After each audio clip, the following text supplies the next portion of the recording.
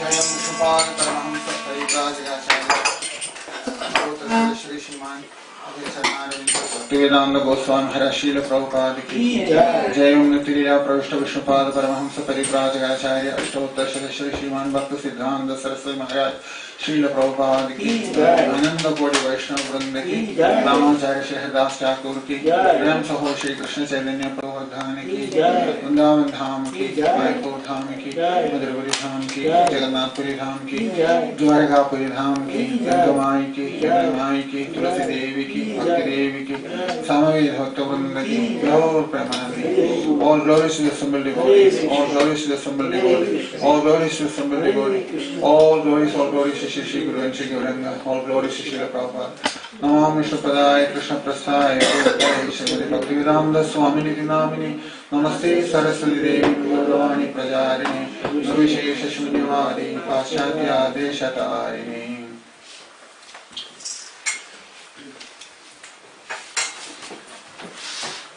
Om Namo Bhagavate Vasudevaya. Om Namo Bhagavate Vasudevaya. Om Namo Bhagavate Vasudevaya. Om Namo Bhagavate Vasudevaya. Om Namo Bhagavate Vasudevaya. Om Namo Bhagavate Vasudevaya. Samsara Om Ajnanatiryanasya Jnanamajnanasya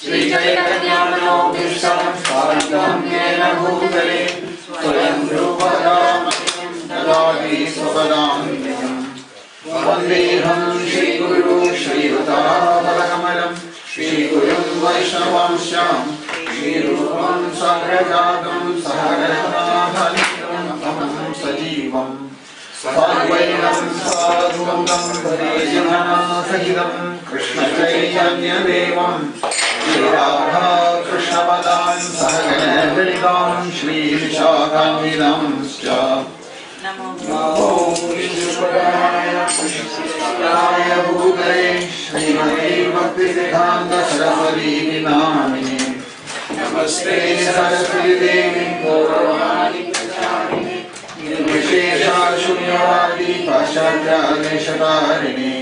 Namo Vishnupadaya Krishna Prasthaya Bhutale Shrimati Bhaktisiddhanta Saraswati Namini Shri Varshavani Devi Hidaya Kripadaye Krishnasambandha Vijnanam Daine Prabhave Namaha Madhuryojjala Premadhya Shri Rupanika Bhaktida Shri Gauragata Shakti Vigrahaya Namostude Namaste Gauravani Shri Mukaye Vinatarini Rupanuka Viruddhava Siddhanta Dvandhaharini Namo Gaurakishoraya Sakshat Vairagya Murtaye Vipralambra Samode Padamujayate Namaha Namo Bhakti Vinodaya Sachidahanandamamini Gaurashakti Swarupaya Rupam Gaurayate Gauravirbhavabhaumestvam Nurdeshta Sajjana Priya Vaishnava Sarvabhauma Shri Jagannavayate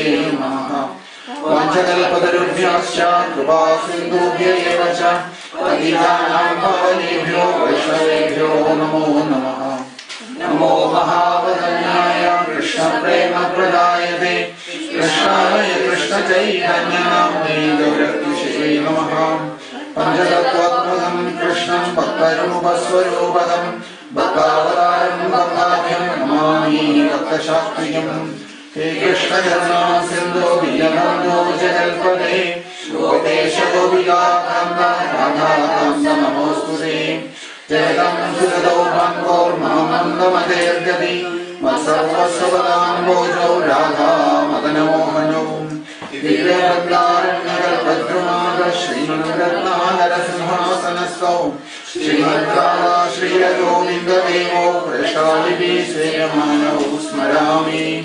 Srimandrasarasadami Vamshi Padadastidam Krishnamrenuswaner Gopir Gopinaha Shri Estunaha Tattvadajnayoram Giradhari Vrindavaneshwari Vishalanusude Devi Pranamami Haripriye Shri Krishna Chaitanya Prabhu Nityananda Shri Advaita Gadadhara Srivasadi Gaura Bhakta Hare Krishna Krishna Krishna Hare Hare Hare Rama Rama Rama Hare Hare Hare Krishna Krishna Krishna Hare Hare Hare Rama Rama Rama Hare Hare Hare Krishna Krishna Krishna Hare Hare Hare Rama Rama Rama Hare Hare Hare Krishna Krishna Krishna Hare Hare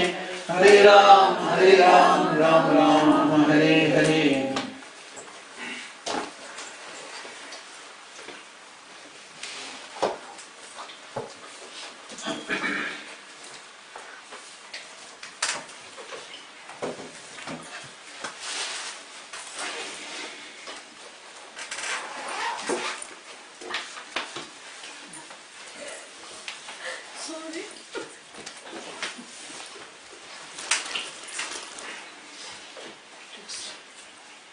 So, last Saturday, while discussing the 7th chapter, the verse 24, Avyaktam Viktimavannam Manyedimam Buddhaya Parambhavam Ajanando Mamavayam Anuttamam. You remember? That was the verse we were looking at. Isn't it? Krishna is explaining in that verse, that is the 7th chapter, verse 24. Avyaktam Viktimavannam Manyedimam Abuddhaya Parambhavam Janando Mamavyayam Anuttamam. We saw there that in the deep sleep state, there is no personality. There is no personality in the deep sleep state.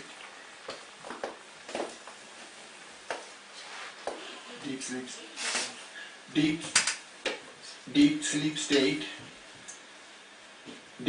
state, there is no personality, isn't it? Sushupti, there is no personality. And then what happens? The body, the mind, and the intelligence, body, mind, and the intelligence. With that, Viktimavannam, personality comes, isn't it? When does personality comes? Personality comes when the avyaktam state. Avyaktam means that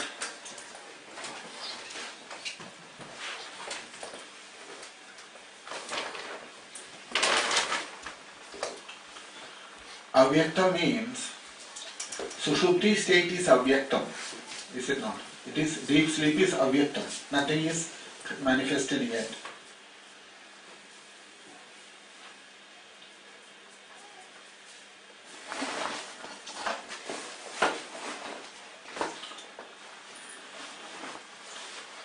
Sushupti state is avyaktam. And from avyaktam comes mind, false ego, intelligence, body, everything comes. What is Krishna saying there is, source is avyaktam and Viktimavannam. Viktitvam comes, personality comes at that time from that unmanifested state. That's what happens every morning, isn't it? We come out with all this personality with us. So, and then when we identify with totally, in Sushupti state, there is no personality. In other words, our name, our form, our vasanas, they all gone at that time. Where it has gone, don't worry. We'll worry about it later. It's gone. It's not there. Distress is not there. Happiness is experienced on a different level, not from the senses and the mind. So, Krishna is saying here that but we know when we wake up, the existence was there. We were there. We are conscious of that we existed at that time. And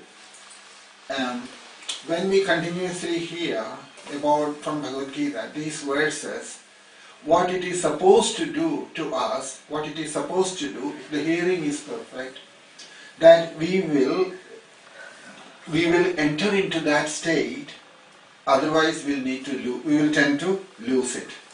We are supposed to enter into that consciousness, awareness at that time, that from the vacant state, from the deep sleep state, I have come to this state, from to the vacant state, and all that what you have experienced in that deep sleep state, if it comes to you now in the vacant state, then it is as good as the realization of the self. So Krishna says here, Abuddhayaha, one who thinks that when this comes out, when the personality comes out, if you identify with that, that's what Krishna is calling here as Abuddhayaha. Abuddhaya means Mudha. He is Mudha. When the personality comes out like this every morning, when we come from the deep sleep, isn't it? That first the mind comes, and then the ego comes, and then the intelligence comes, and then the body comes. All very quickly it happens. So this coming back to this personality identity happens from the avyaktam state to the avyaktam vrittimāpannam. Krishna is saying, Manyare mam abuddhaya. Krishna is saying like that. And then what he says here is Upanishads uses the word kripana. Here they have used abuddhaya. Abuddhaya means practically mudha. Abuddhaha. So Krishna is saying he is mudha. He is abuddhaya. Upanishad says kripana. Kripana means, what it means is that Arjuna also uses the word, is in a karpanya doshavahada subhava prachamitvam dharma samoda chetaha.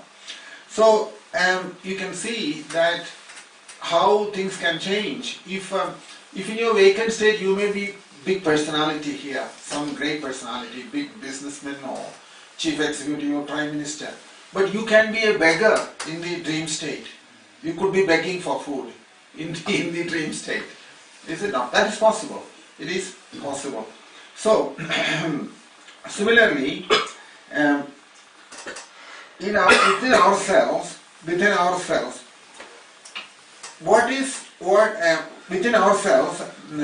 in a natural way, whatever state is there, and that state is what you are experiencing in the Sushupti state. That means, because in that Sushupti state is the Purnada. Do you know what I am saying? What I mean to say is that Purnada means perfection. Perfection means that the source from where everything else has come. So it's a source that is more important. It is in that source that is our original state. Original state is that source what is from where personality had come. From that source it has come. All these things had come. So, if that experience of, in that state of Sushupti, that Purnada or perfection what you have experienced, if you can make it your identity all the time, then you will know that that is your self-realization. That means, if in the deep sleep state, the perfection you have experienced, why do we say it is perfection? Because when you come back to vacant state, it is from that state all the other things are coming one after the other. Just like you opened a pot and everything is coming out from that. From the bag you are throwing it out. What all you are throwing out? The body, the mind, the intelligence, the ego, the senses, and all other things you are coming out from that pot of deep sleep state. From the deep sleep state, it's all coming out one after the other. So the completion is in that deep sleep state. In the deep sleep state is the perfection. So instead of in the vacant state, instead of bringing back that perfection into the vacant state, what do? We go and identify with the body, mind, intelligence, ego, and things like that. And therefore, such people, Upanishad calls them as Kripana. They are called Kripana, my surly people. Not knowing, they have got some wealth here.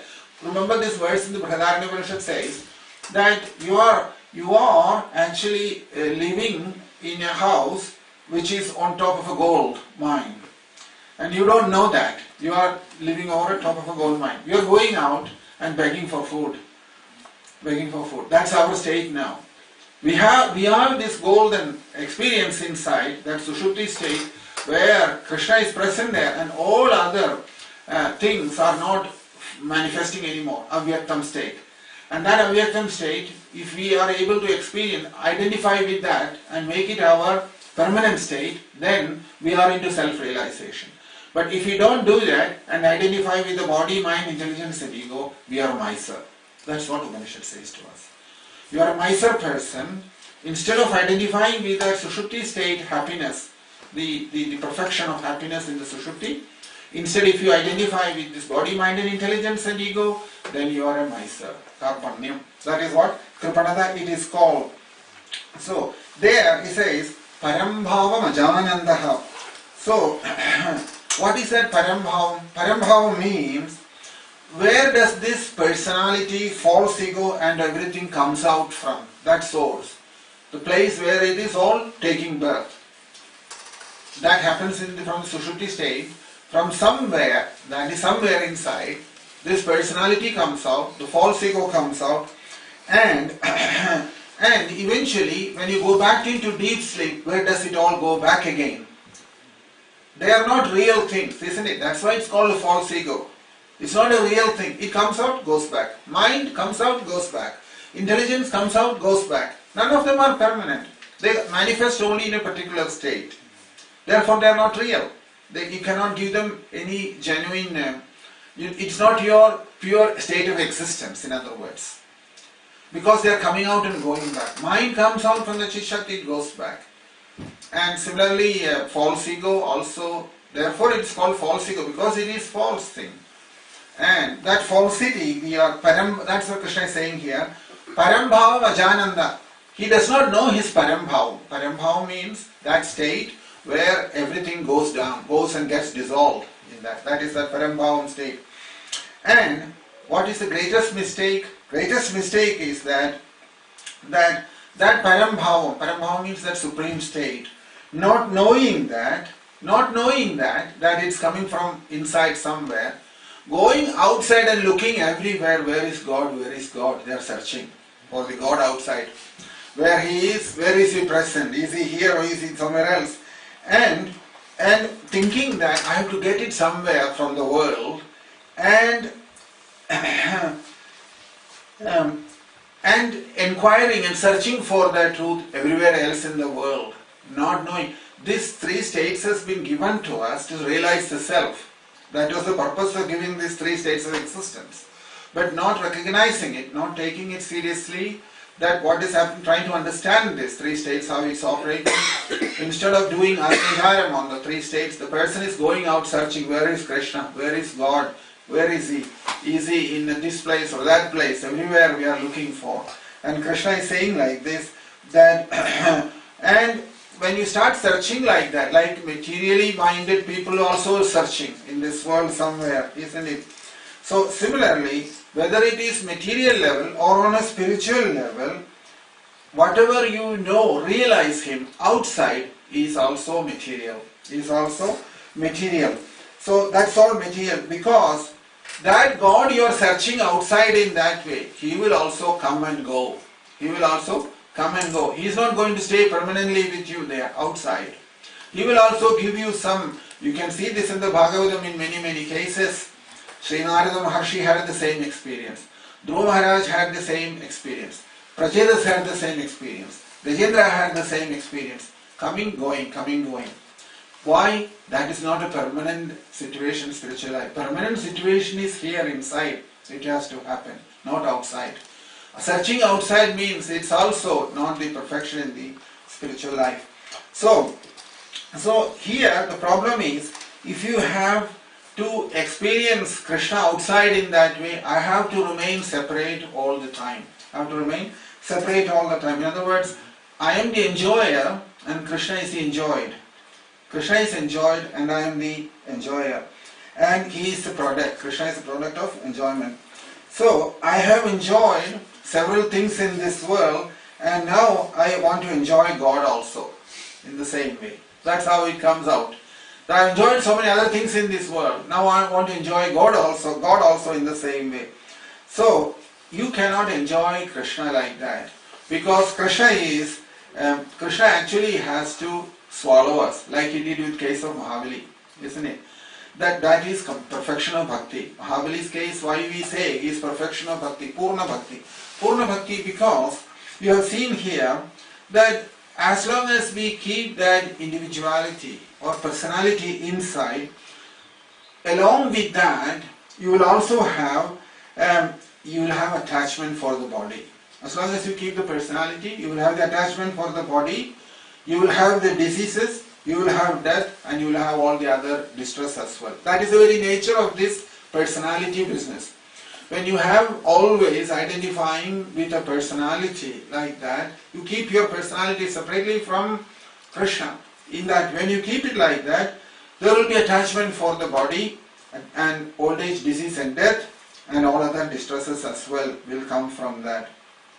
So, that is why Mahabali's case you can see, what did he do? Mahabali handed over everything to Krishna, and ultimately Krishna says, what I really want is you, he said. Mahabali had to surrender his false ego to Krishna, isn't it? That is what that third step is all about in the 8th canto. When Mahabali shows his head to Krishna, Krishna puts his feet on. He didn't put his feet on, but actually Mahabali was surrendering to Krishna. No more Mahabali after that. Alpanivedanam. Alpanivedanam means self-surrender. Surrendering himself completely to Krishna. Then, once you have surrendered, then you can't claim separate existence. Then it's not surrender. If you have surrendered properly to Krishna, then you don't exist anymore after that. That is Alpanivedanam. Alpanivedanam means that you have handed yourself to Krishna completely. You don't exist then after that. It is in Krishna's hands everything what he does with us. So that is why we have to, in spiritual life also, it is called to transcend, isn't it? So this transcending body, this is called transcending. Transcending the body, transcending the mind, intelligence and ego, not on a physical plane, but inwardly. That we have to know very clearly. You may have surrendered and transcended everything, but body will still be existing outside in this world. In the world, body will be existing. So, whatever that is in the physical form, it will remain in the physical form. It will remain as a person. You will still remain in this world as a person. And in the eyes of those people in this world who are looking at you, and they will see you as a person still. The world will see you as a person. World you cannot change. World will still see you as a person. But your ego, you are handed over to Krishna. Your mind, intelligence, ego, body, everything is in Krishna's control completely. So, because you cannot do anything about it. Even though, like Mahabali also handed over everything to Krishna, but still Mahabali remains in that body. Mahabali remains in that body. So, he can only remain like that in this world. Remain in that way. Jnanis also are in the same way. So, to give you an example, what happened was, Buddha took sannyasam, isn't it? Buddha took sannyasam. And Buddha, after taking sannyasam, he went to Kapilavastu. Kapilavastu, the place where his wife, in the Grastashramam, Yashodhara, she lived there. She lived in the... So after taking sannyasam, and she was living in her quarters. Yashodhara's quarters, she was living there. And Buddha, after sannyasam was taken, Yashodhara wanted to see Buddha once, how she wanted to talk to him. So Buddha goes to see Yashodhara with one of his close disciples called Ananda. Ananda and Buddha goes together to see Yashodhara. Yashodhara, when Buddha came there, paid her obeisances to Buddha. And after, when she paid obeisances, Buddha instructed her on the knowledge of the soul. And after that, but Yashodhara did not understand anything. Yashodhara says to her, what has changed now? She is asking him, what has changed now in life? I don't understand anything, she says to him. I'm seeing the same thing like you, I have seen you before. Nothing has changed. So you can see, in Yashodhara's eyes, nothing has changed. But what has happened to Buddha? Buddha's case, what has happened is that after self-realization, when Buddha is seeing that the same truth in everybody, there is no separate existence for anyone. In other words, Buddha has gone beyond the body, beyond the mind, beyond the intelligence and ego, personality has gone from Buddha at that time. Buddha says to him, so Buddha says to him, Buddha's reply is more interesting than anything else. Buddha says to Yashodhara that I have not changed anything. I have not changed anything. And only thing is, it took a very long time, this 12 years, for me to understand that there is nothing I have to change. To know that it took 12 years, he says. That's how Buddha answered that. What you can see here, so, so our case also, we can see, we have to put effort, to lose that effort or to transcend these things. We have to put that effort. So here you can see here that from when you look from after realization, when you see a person, there is no difference at all in the person. So there is no difference in the person at all after self-realization. All the jnanis are like that.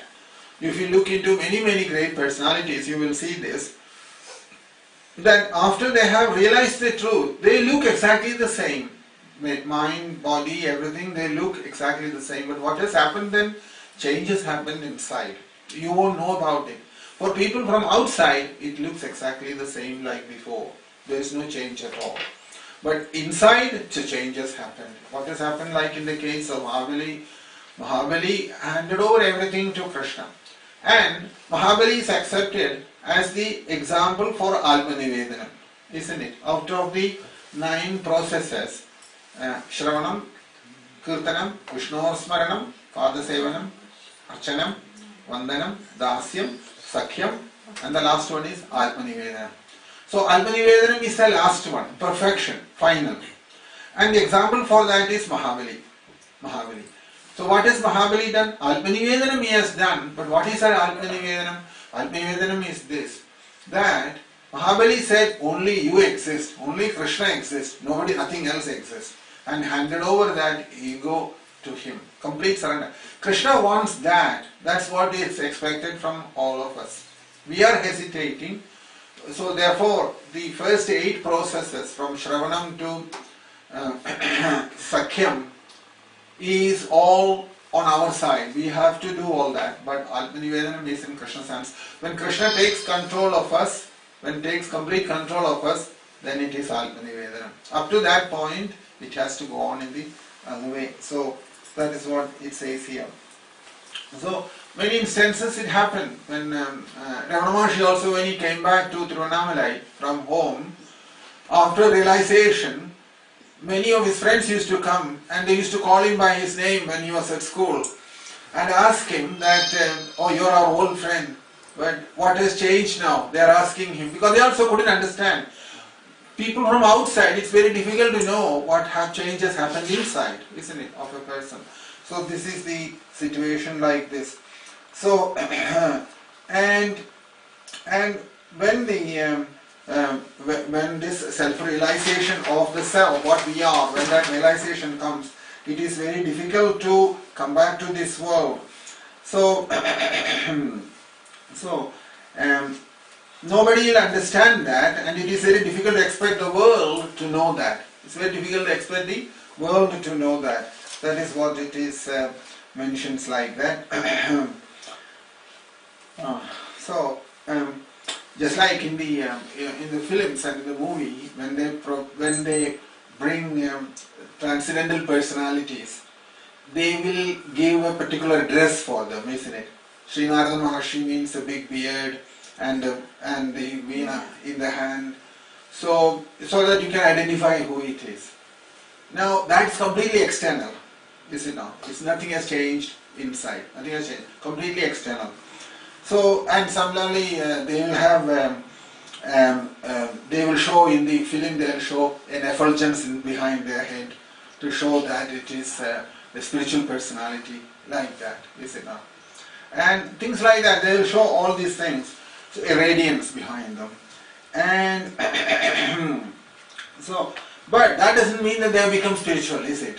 There will be some film actor has taken that role and he played his role he had to play, and in order to project an image on us. So when we see all that, we also get the idea that, oh, all spiritual personality will have a effulgence like that at the back of the head, or they will be very, they have to look like that. We create an impression within us. Unknowingly, we form that opinion within us. But that is not true. That is not true. It is never like that.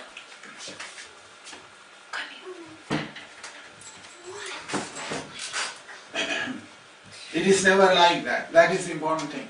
That whenever it happens, that spiritual life is a very internal thing. Outside you may not see any changes in the person. So, because externally we cannot transcend this body. We have to leave it like that. Body will go its own way. Body will go its own way. And similarly, disease, death, all these things you cannot transcend. You cannot transcend the body. You cannot transcend the death. You cannot transcend the disease. Self-realized people also, they will get disease and they will die also. Their body will die. They will also get old age.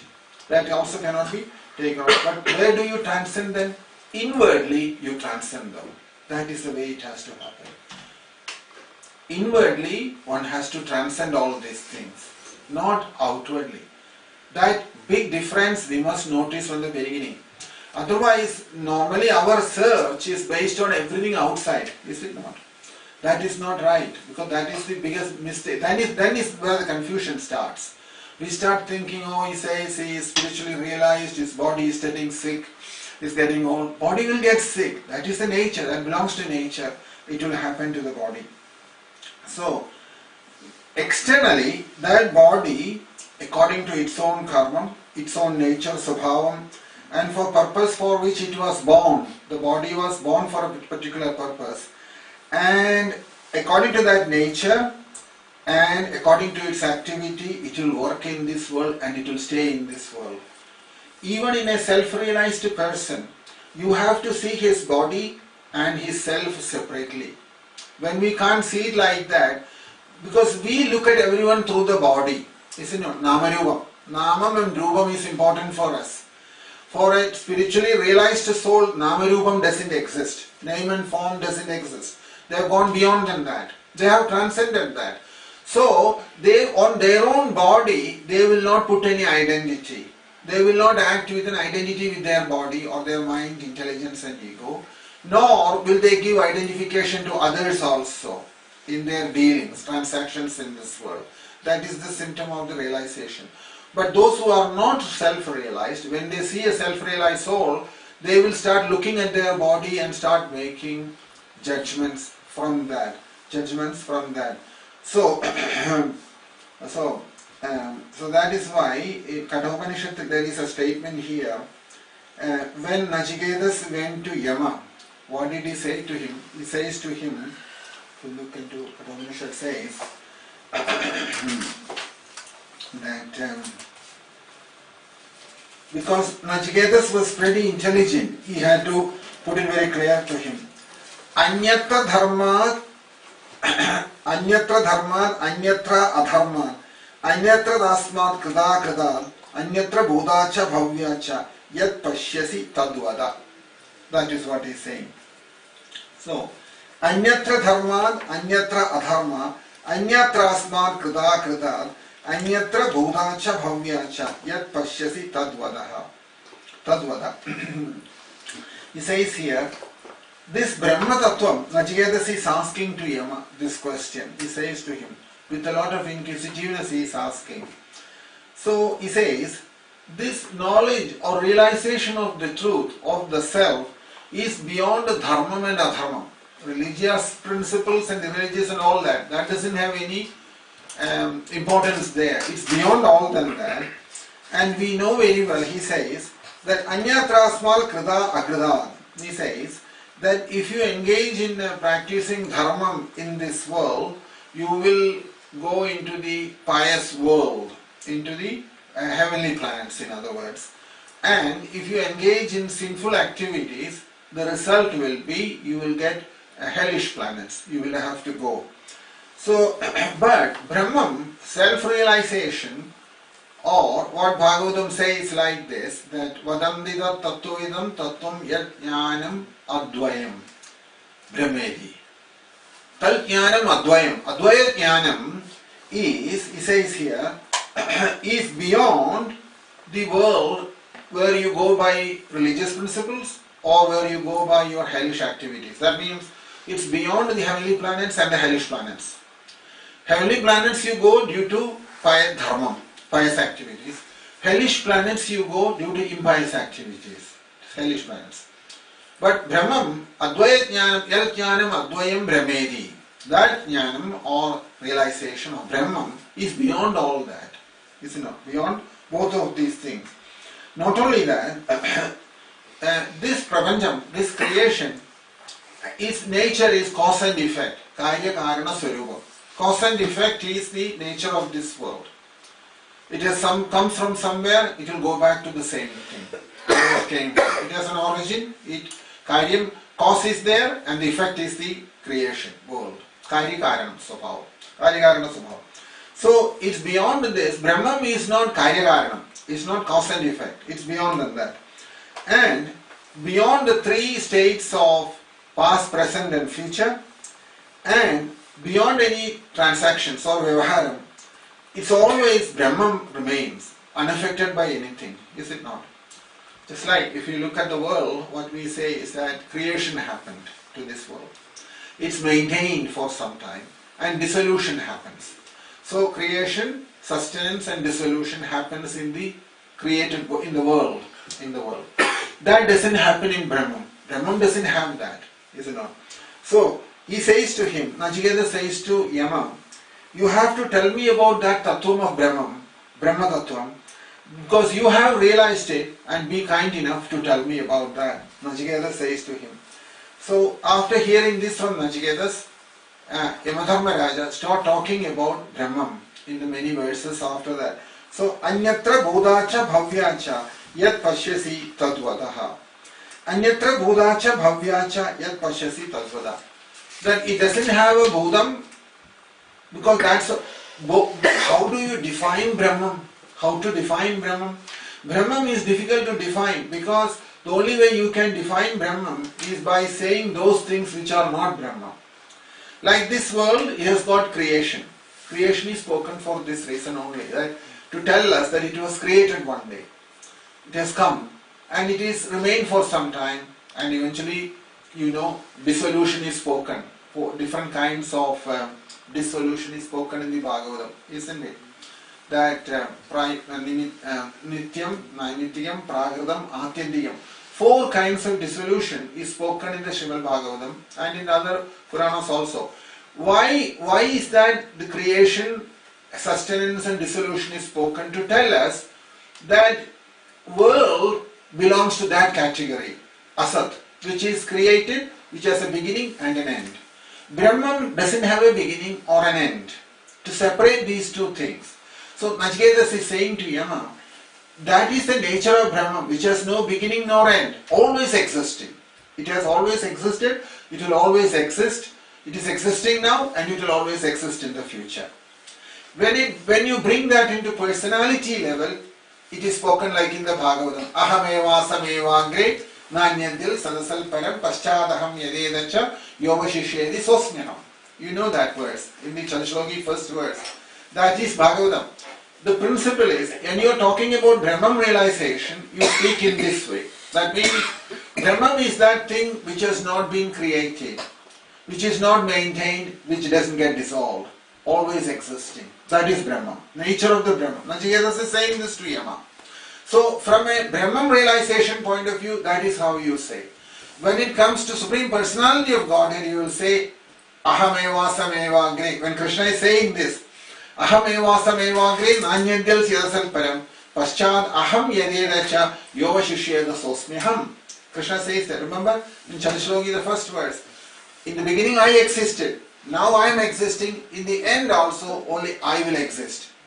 This is the same thing what is spoken in the Brahman also. Brahman, when you talk about it, it is in the Upanishads, it is spoken in that way. In Srimad Bhagavatam, it is spoken in this way. But if you look at the message, it is one and the same thing. One spoken in terms of Bhagavan, another one spoken in terms of Brahman. In the Bhagavatam, it is spoken in terms of Bhagavan. When you are talking in terms of Bhagavan, you will say Aham.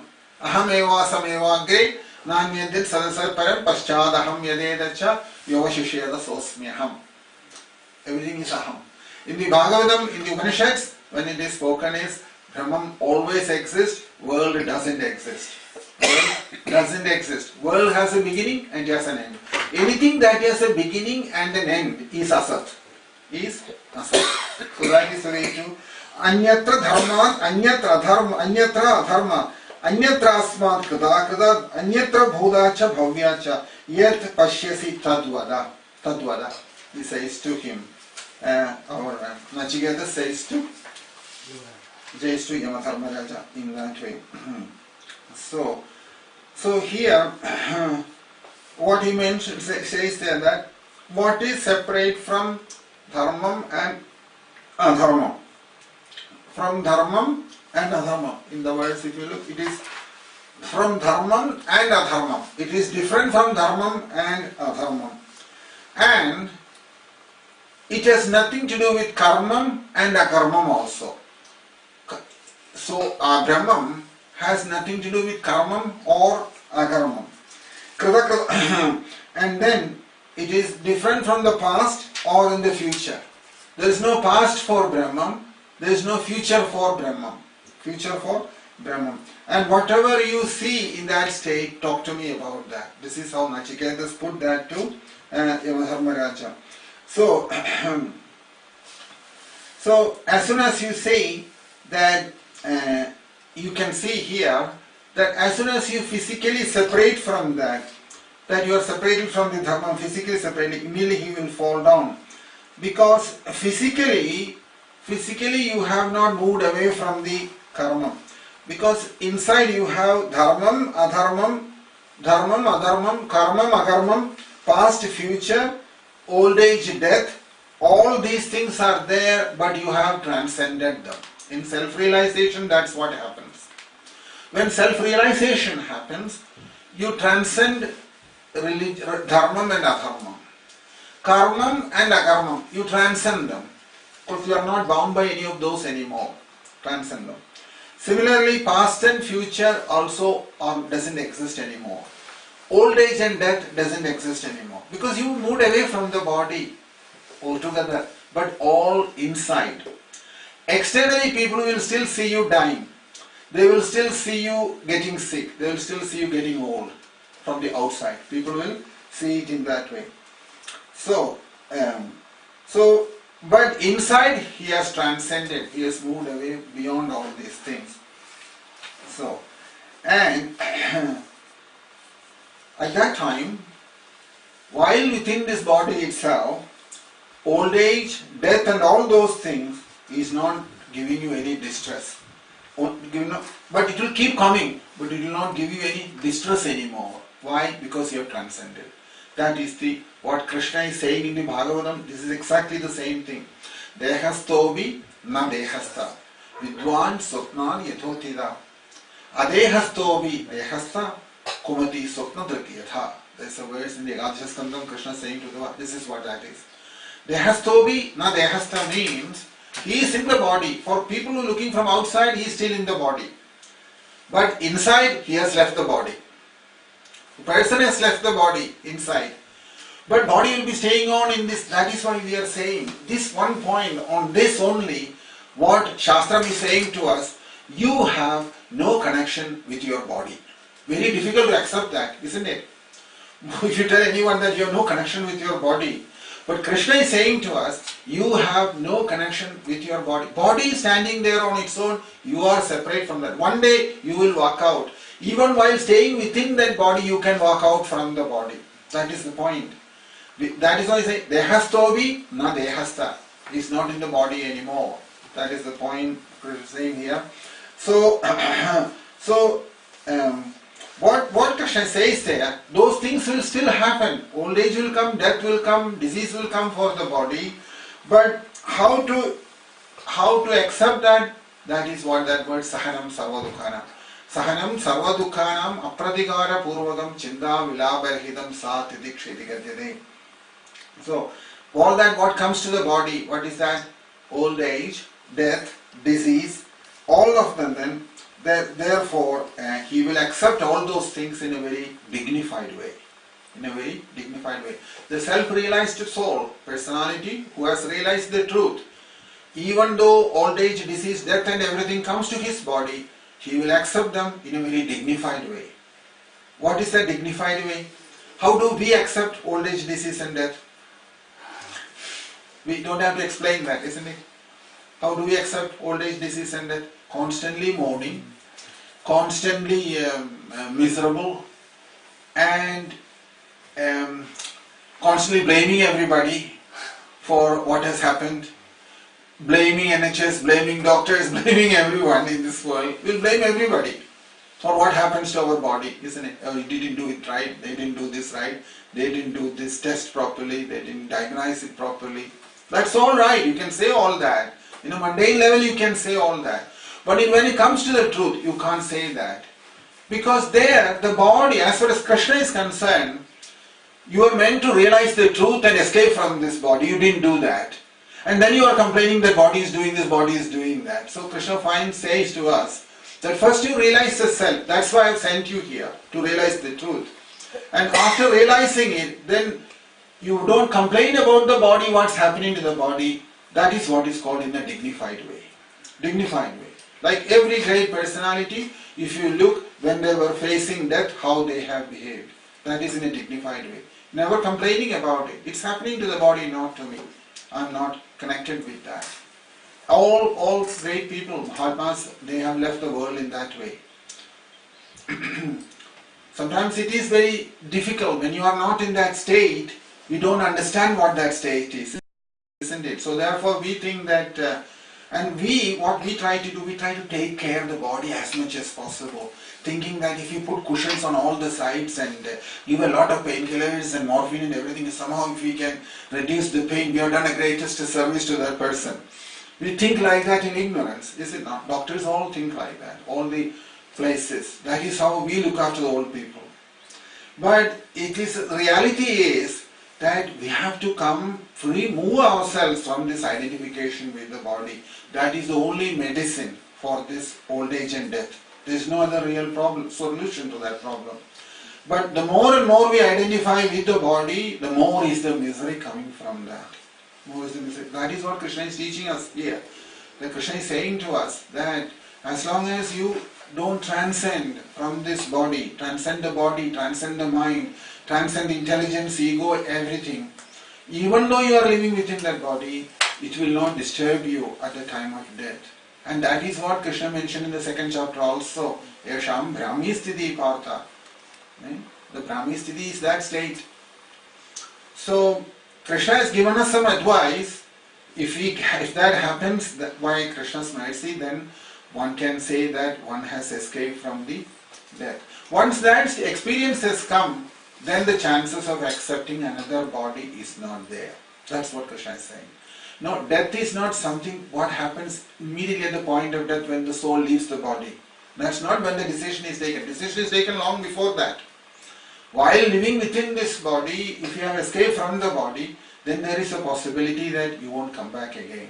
There is no possibility of coming back again. But if you leave it to the last point, thinking that after death I will escape, that chance is very limited. After death happening. It has to happen now, before death. Lord, before death it has to happen. That's the way Bhagavad Gita is talking about the death. So, here, he accepts in a very dignified way. So you saw what the difference is, isn't it? We don't accept death in a dignified way. All of us. How do we accept death? Fear. With fear we accept death. All miseries of death. We are frightened about death when death comes. Even a slight disturbance in the body is enough to disturb our mind, is it not? So much identification inside with the body. And what else? All other problems associated with death. That how this world has treated us. Sometimes some people die cursing the whole world. They die and go from here. There are people like that also. They think that the whole life was such a misery. They'll curse anyone and everyone whom they have met in this world. Or they will say, this person has done that to me, that person has done such and such a thing to me. And all other things what has happened. They'll continuously give you a running commentary of their whole life before they leave from this world. And so all these things, this is not very dignified way of accepting that. Dignified way is this, that what Krishna is mentioning here. So, similarly, whatever that happens to this body is not happening inside. Because why? There is no awareness of the body at that time. The awareness of the body has gone. That is why in this Upanishads, Chandogya Upanishad, how he puts it to us is Ashariram va vasandam na priya priye sparshado. Chandogya says like Ashariram va vasandam. He says Ashariram priya priyabhyam na vai sharirasya sataha priya yo abhati astadaya shariram vava sangam na priya priye sprashadaha. In other words, ashariram vava sangam. In other words, ashariram means no body, no connection with the ashariram vava sangam, no connection with the body. Vava sangam na priya priya sprashadaha. Priyam and apriyam is not touching him anymore. It says priyam and apriyam will not touch that person anymore. We have now priyam and apriyam, something we like, something we dislike. But that is called priyam and apriyam. That priyam and apriyam has gone. In other words, the state where you don't have a body is not an emotional state. That also we have to know. It's not an emotional state. On the other hand, in Srimad Bhagavatam, I will give you this example, you will understand it better. When you are reading Srimad Bhagavatam, say for example, you are trying to understand this personality Shuka Brahmarshi. Yeah? You are trying to understand this personality Jadabharata. You are trying to understand this personality Dattatreya Maharshi. And then you are trying to understand this personality Rishabhadev. There are 4 prominent personalities in the Bhagavatam. Is it not? You all know that.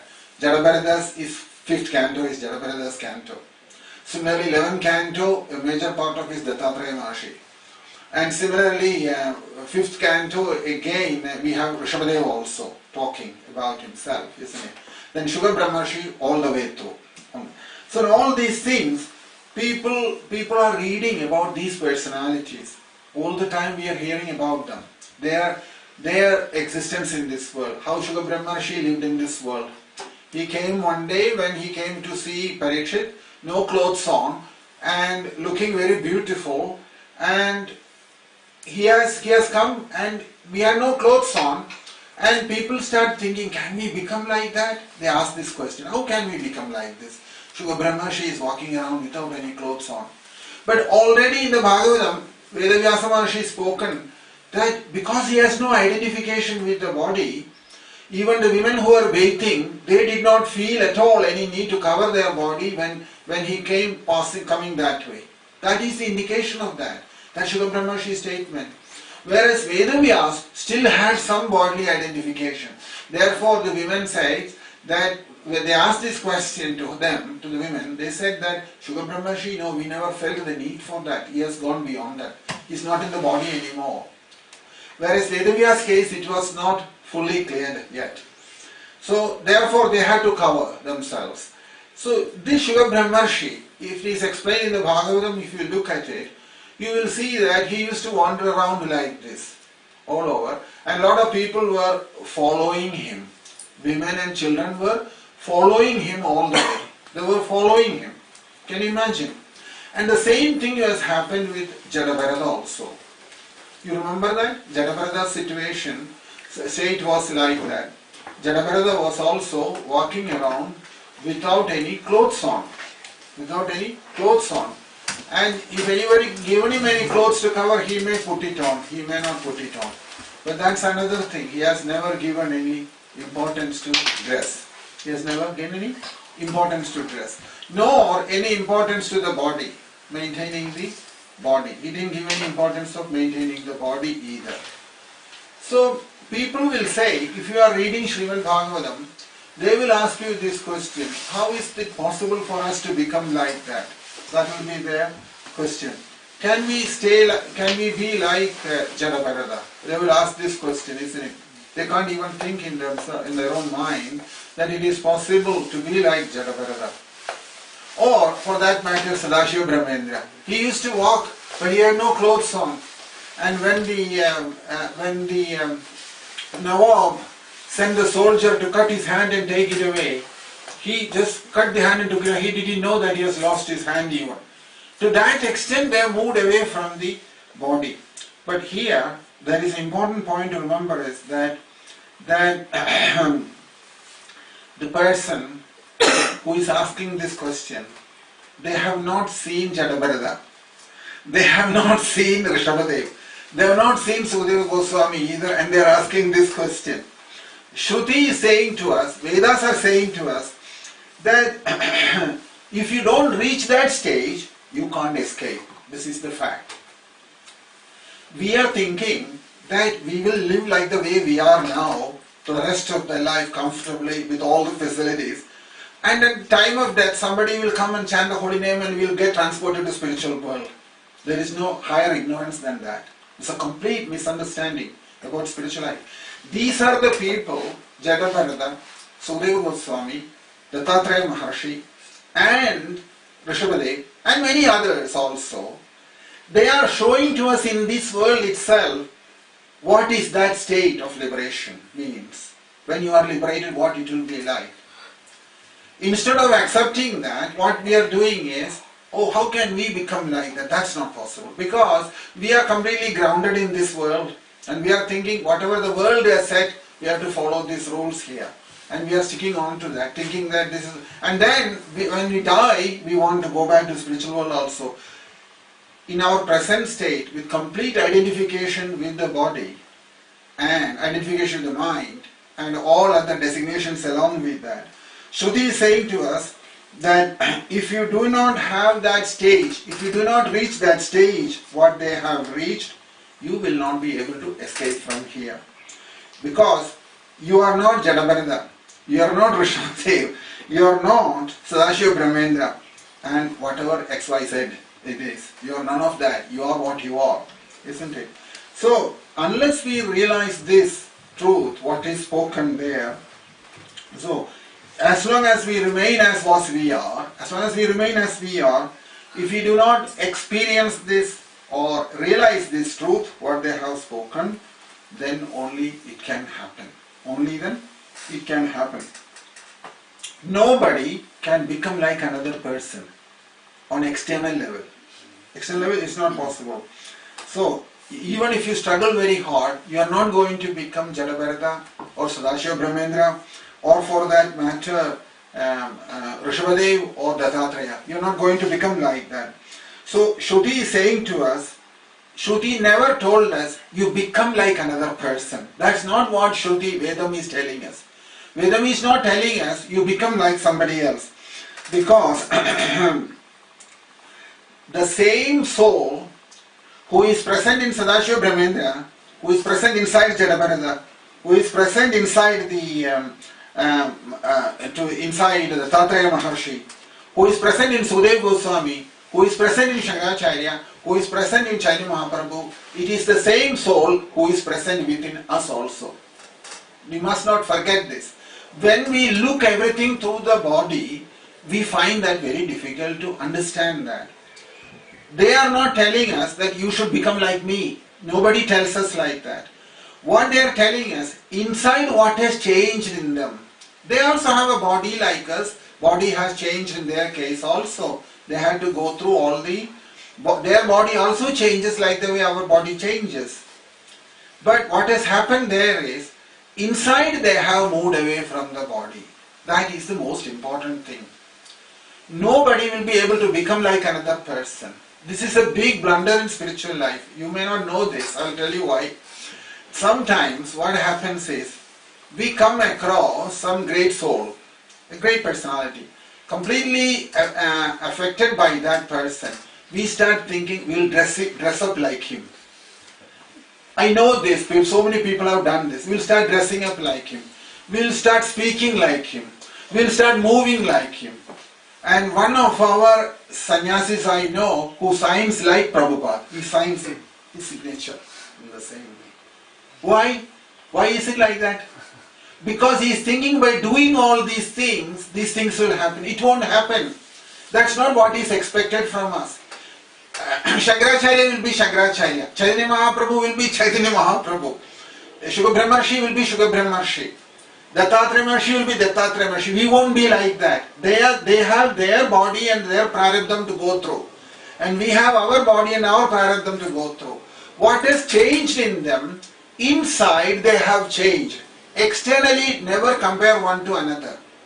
Ramana Maharshi will not be like Sadashiva Brahmendra. He will not be like Shuka Brahmarshi. It will never be like that. Externally, everyone will be different. We will also be different. But inside is there where you transcend everything. The body, mind, intelligence and ego. That is where that change is. But in spiritual life, you can see when people misunderstand things, they will come to this understanding that, oh, if I just follow like Prabhupada, do everything like the way Prabhupada has done like this, so I should also do the same thing in the same way. Prabhupada is carrying the danda in the left hand, so I will also carry in the left hand. Or a tendency to imitate. Tendency to imitate great souls. We think that by imitating you will, no, by imitating you won't become like that. It is foolishness to think like that. By imitating, inside is full of other vasanas inside. Externally I am imitating. What is the meaning behind it? This is the mistake. That is what Krishna is saying to us. That all of them, that is why this verse is important. That Krishna is saying that when you are coming out from that avyaktam state, personality has come and personality is different always. One personality is different from the other personality. Avyaktam vyaktimabannam manyadeyamam abhuddhaya. It is foolishness to think that by, and then you start taking other titles also of this great soul. Attached to your titles also with you, thinking that, oh, if I put the title on, maybe I am like him. So many people have done this mistake. Bhagavad Pada, this Pada, that Pada, all the Padas they have added. They tried that also, it didn't work. After a while, person gone, the title remains still there. This is what, so much nonsense, isn't it? Ignorance, basically ignorance. Spiritual ignorance it is. Complete ignorance about spiritual life. No understanding what is soul, what is spiritual realization means. Everything on an external level. Trying to do the dressing up, the way they're taking the names and putting the titles on and trying to think that signing letters in the same way and eating in the same way. It doesn't mean anything. It's completely misunderstood, the whole spiritual life. That's all. Because the vastu that is in Shuka Brahmarshi, the vastu, the substance, what is inside Shuka Brahmarshi, what is inside Shankaracharya, what is inside Chaitanya Mahaprabhu, what is inside Jadabharata, that vastu is the same. The external cover is different. They are all different. Jadabharata is different from Shuka Brahmarshi. Shuka Brahmarshi is different from Dattatreya Maharshi. Everybody is different. You can't make them identical. That's not possible. They will all act in different ways. Sadashiva Brahmendra was one nature he had, and Shankaracharya had another nature. Shankaracharya travelled and preached the Advaitam all over and wrote his commentaries on. Sadashiva Brahmendra didn't do anything like that. He just lived in that state all the time, throughout. So they are all different. And they will come to, similarly Shuka Brahmarshi, his business was only to speak Srimad Bhagavatam and he is gone. After that he had no other interest in what was happening. Dattatreya Maharshi had no interest in anything. If anybody went up to him asking questions, he will answer. Like Yadu went to him and he instructed him. Krishna brings that message also in the Bhagavatam. Is it not? Jadabharata, after he was busy with the administration of the planet, and then afterwards he took sannyasam and left, gave up his body in the Kudajadri. When he gave up, he was a complete avadhuta. Can you see any comparison between them? No. They are not acting like similar way. Jadabharata acted in another way completely. He was willing to go and get sacrificed in front of Kali, and for which he was going to be sacrificed there, and then he escaped from there, and then he was even to carry Rahugana on his palanquin, everything he did there. So, where is the comparison between Sadashiva Brahmendra and Jadabharata? Or Jadabharata and Dattatreya? No comparison. Dattatreya was lying down on the river bank, peacefully, without any clothes on the sand, totally in satisfied state.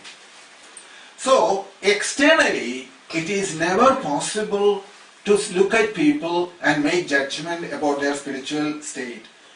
Vastu inside everyone is exactly the same. That Vastu inside Shankaracharya, inside Ramanujacharya, inside Chaitanya Mahaprabhu, that is the same Vastu what is inside us also. That we should not forget. That Vastu means the soul, the Alma. Inside everybody it is the same. Therefore, so what you can see here, it is in your inside you, inside me as well. So knowing that, leaving the body to its prarabdham, and in these two dimensions, one dimension to know who I am, that I am soul, nothing to do with this body, and body, whatever prarabdham is coming in this world, allowing the body to go through that. If you are able to do that, then we reach the perfection. That's what they have all done. That's what they have done. You can see that Jadabharata, for example, Bharata is a perfect example, isn't it? He was a great emperor in his previous 2 lives before. And this Bharata Maharaj, who became Jadabharata later, he had 3 births he had to go through due to his prarabdham. It says in the Bhagavatam very clearly, Arabdha Karma, he says. Arabdha means prarabdham. So he had his prarabdham to go through. He says this to Rahugana. Rahugana, I had this prarabdham to take a dear body. I had to take it. And then after that I had another prarabdham to come through this Brahmana body. Now I have come, this is my 3rd birth, and there's nothing I can do. I had to go through this. Saying this, what did he say? After saying all these things, he says, when my prarabdham is over, I am ready to go back. This is how he mentions there. But if you look at him, Jadabharata, what has he done? In all, particularly in the last birth, when he was in a fully realized state, he left the body to go its own way. Is it not? He did not interfere in the body's business. When his brothers told him to look after the field and, before from the animals coming and eating the crops, he says, sir, I'll do that. He sat there. And while sitting there, animals were coming and eating everything when they wanted. He says, they only told me to look at them. I'm looking at them. He says, they didn't tell him to throw them out from there. So I sat there and looked at them, he said. But Krishna had to look after him. So what did Krishna do? Although the animals have come and eaten everything, Krishna decided that he should have 10 times more grains from that field. So there was no complaint against him after that. But there you will notice Jadabharata saying to Rahugana, it is like this, that this prarabdham will have, there I have to wait till that goes. But I have nothing to do with it, he says. It will go its own way. It will take this body away one day and it will go with that. So you can see from this that they lived in this world in that state and they left the body to prarabdham. And that's what is expected from us. According to Srimad Bhagavatam, that's what is expected from us. We have to remain in that state. What Sukadeva Goswami did, what Jadabharata did, what Rishabhadev did, what Dattatreya did, what Sadashiva Brahmendra did, what Shankaracharya did, what Chaitanya Mahaprabhu did, they all did exactly the same thing. They stay in the state of spiritual consciousness, of their identification, and leave the body to prarabdham. In these 2 dimensions, our existence has to happen. So, if we do that, as far as our life is concerned, we are perfect. We will not be like Chaitanya Mahaprabhu or Shankaracharya or anybody. It is not possible because they have come with a body with their prarabdham, we have come with a body with our prarabdham. There is nothing we can do about it. Prarabdham is there, in their case also. You can't take it away from them. That is the way it is. That's the way the laws of karma works in this world. So, from our side, obeisances to all of them. to Shukhabrahmashi or obeisances. Or obeisances to Sadashiva Brahmendra, obeisances to Jadavarada, or obeisances to Dattatreya, obeisances to all the acharyas. Only on that level. That's all it is. So, that's important. That is why this verse is important. Avyaktam vyaktimavannam manyademam abuddhaya param bhavam ajanando mamavem anuttamam. Krishna is saying there. So, from avyaktam, all this vyaktam has come. Avyaktam vyaktimavannam, isn't it? Vyaktittvam, personalities are coming all the time in this world, and everybody will be different. One personality will always be different. But as I said before, in ignorance, we think that externally if I do similar, like the way other Prabhupada has done like this, so if I also do the same thing, everything will happen. That is ajnanam. That is avidya. That is not spiritual. That's completely on a material understanding. So many people are doing that. You know, if you observe people, you will see this thing. People try to imitate somebody, or trying to how to say, trying to project themselves in a particular way. As I said, sometimes people do things like that, thinking that it is spiritual. That's not spiritual. That's just imitation. It doesn't help. Inside is the transcendence has to happen. So, it's just like many of them. Ramana Maharshi only used to wear one cowpea, nothing else. So suppose I wander around with a cowpea only in the road, will it make any sense? Thinking that I am like Ramana Maharshi then. It doesn't become like that. And similarly, Jadavarada and Sadashiva Brahmendra had no clothes on. Suppose you also walk around outside without any clothes on. Will you become like them? You won't become like them. Is it not? That transcendence has to happen inside. These external symptoms, never to take it very important, very seriously. It has no meaning. Because they have gone out of the body to that level, they can't even remember their own body. They are living here and the body is still moving because of prarabdham. When the prarabdham finishes, that body will drop. Sadashiva Brahmendra's hand was cut off. He didn't know that the hand is gone and he is still walking. And then the Nawab comes back with the hand telling him, please put the hand back, he says. And then he took it and put it back again. And he carries on further. So this is how free they are from the body. From the body. That's why. Avyaktam vyaktimavannam manyademam abuddhaya. So, that's the thing. So, here, each one of us, every individual in this world, their prarabdham was like that, and our prarabdham will be different. Our prarabdham will be different. So, and that will happen to our body, according what is the destiny, whatever the prarabdham is meant to bring to this body, it will happen to this body also. So, we should not get confused in all these things. That's the most important thing. So, and in spiritual life, you will see there is a lot of imitation. Lot of people, imitation. Just like you can see, sometimes one spiritual master, he grows his hair, beard, everything, and all the disciples also started doing the same thing. Or spiritual master takes a... but by doing like that, he won't become in the same way. He won't become in the same way. Nobody can become like that. Because all of these things, till your bodily identity, till you don't lose your bodily identity by making changes in the external appearance, or your awareness will not change. That's the important principle. In other words, as long as we have the bodily identification inside, just by changing the external appearance in the body, it won't have any impact on your awareness inside. On your awareness inside. So, just like if you dress up in one particular way, or this dress or that dress, it will not even touch the living force inside, the Chaitanyam inside. Because there is so many problems in the body, so many problems inside the body. Vidyaranya Swamiji's Panchadashi, if you read, he explains there, Doshabhimana Brandi, Gunavidaya Brandi, Atmatva Brandi. In 3 ways he says illusion can come to this world. He has a very detailed explanation to all of these things. He was a prime minister once, Vidyaranya Swami. He was a great sannyasi as well. And prior to becoming all that, he was nothing in this world. He has gone through all phases of life in this world.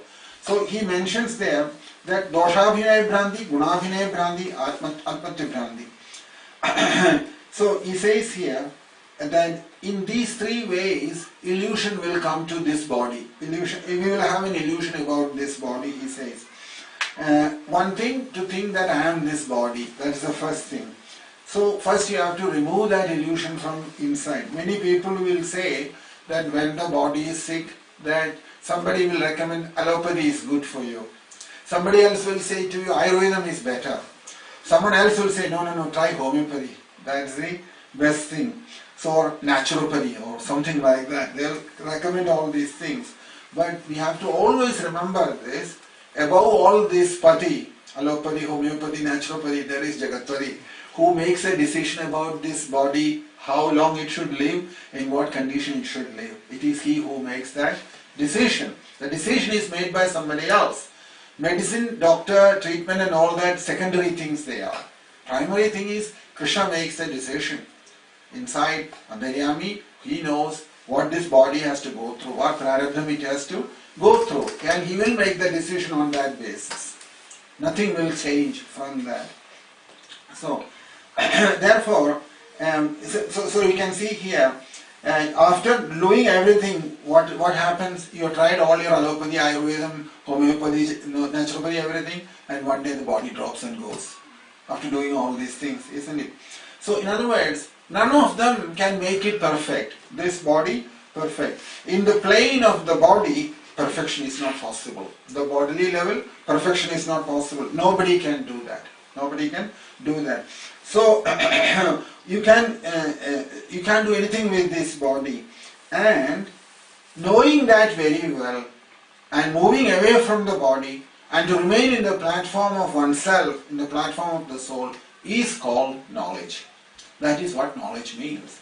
Spiritual knowledge means that knowing very well the nature of this body, and knowing very well that we have no connection with this body, to separate ourselves from the body as a spirit soul and staying in that platform of the soul is called knowledge. Is called knowledge.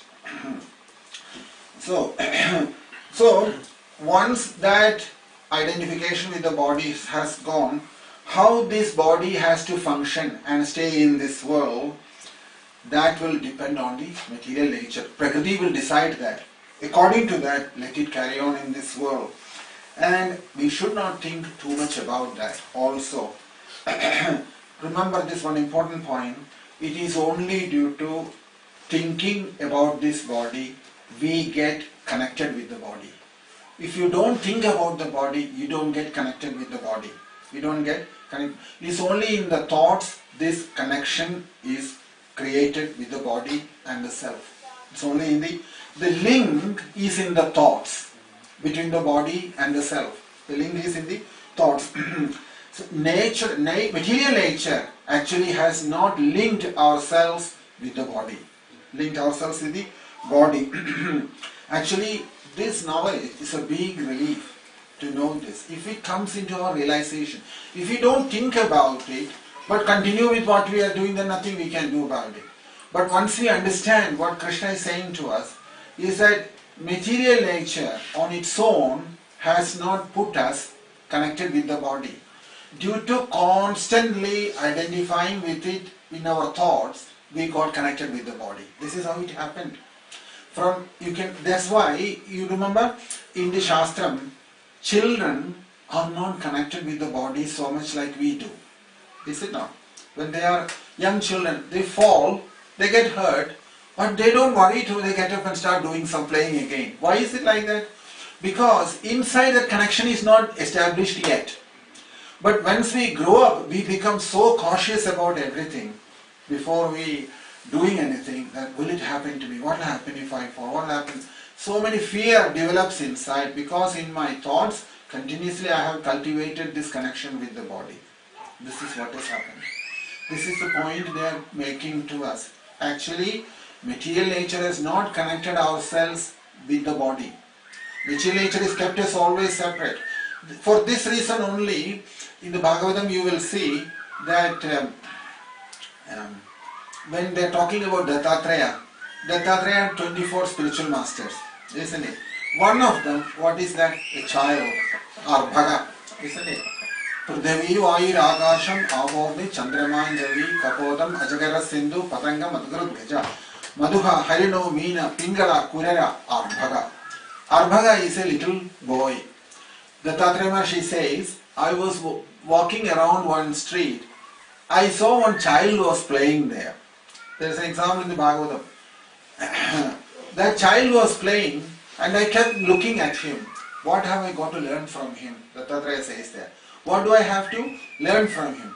I noticed one thing. He was playing, he was falling down, getting hurt. But he was again playing after that. So I started thinking that how is that he is not disturbed over the injury?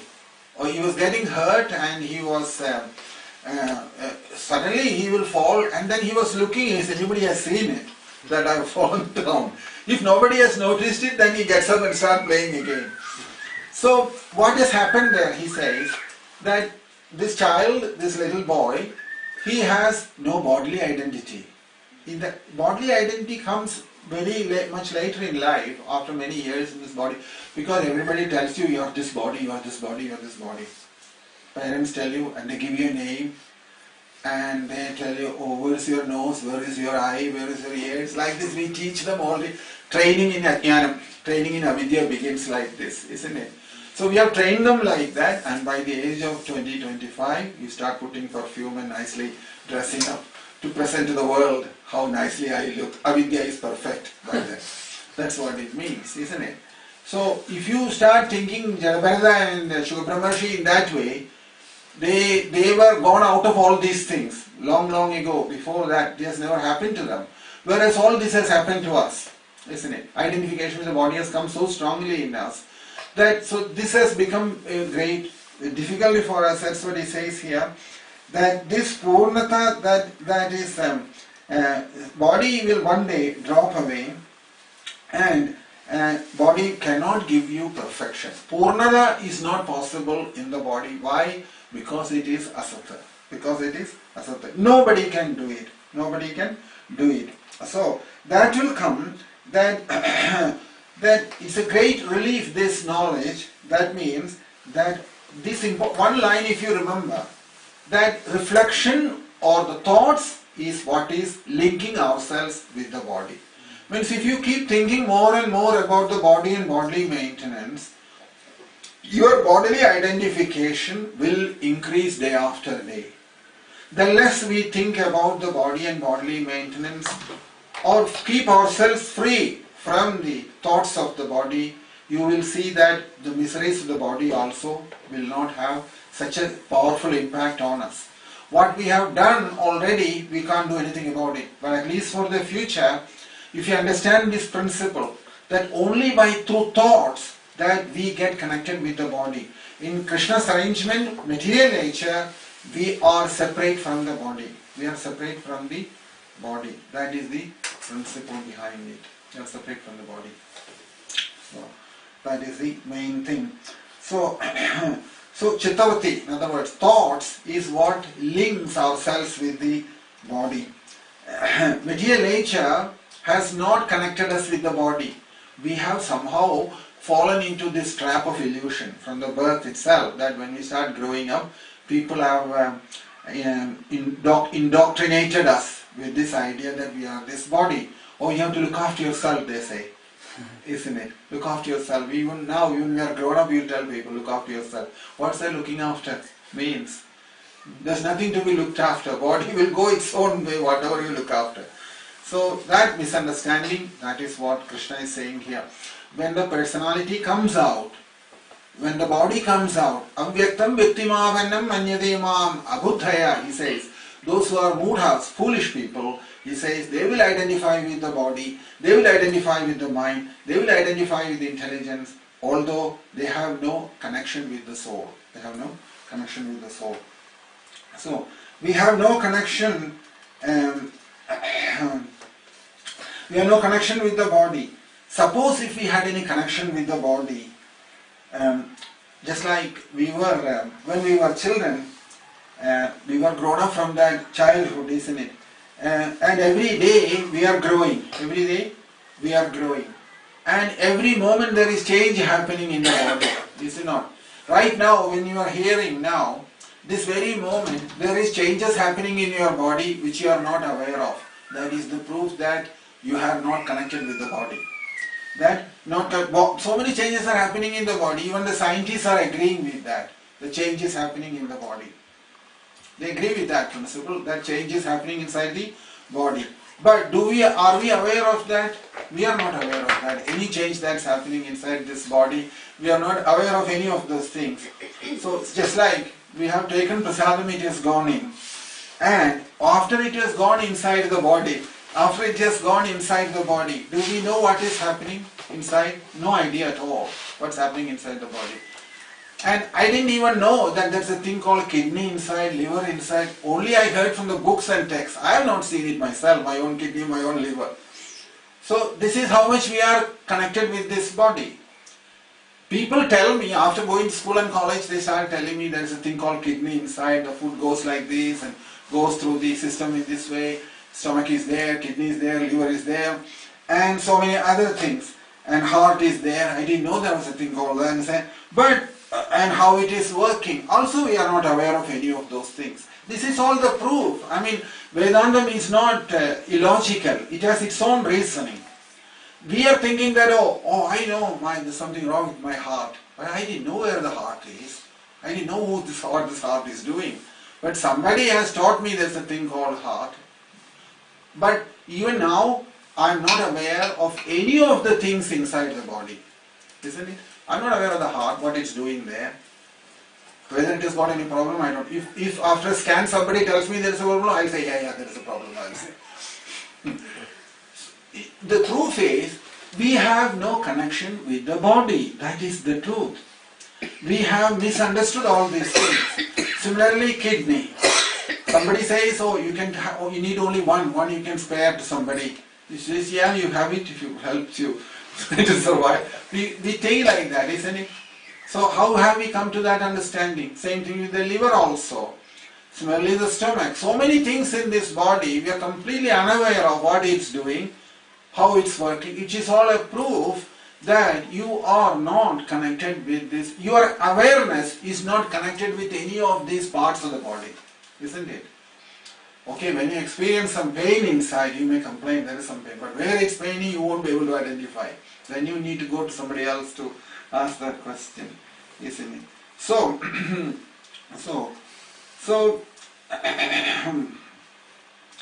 but that awareness inside, that everybody has. We are aware of that, isn't it? Awareness is there. And that is what Krishna is saying here, that is a Siddha Vastu. Remember? Siddhatva Ihasaruvada, Prahlada says in the Bhagavatam. What does he say? Alpatval Sarvabhudanam Siddhatval Ihasarvada in the 7th canto. He will say, Atmatval Sarvabhudanam, as the soul present in everyone, Siddhatval Ihasarvada. Everyone, everybody has got it, that awareness.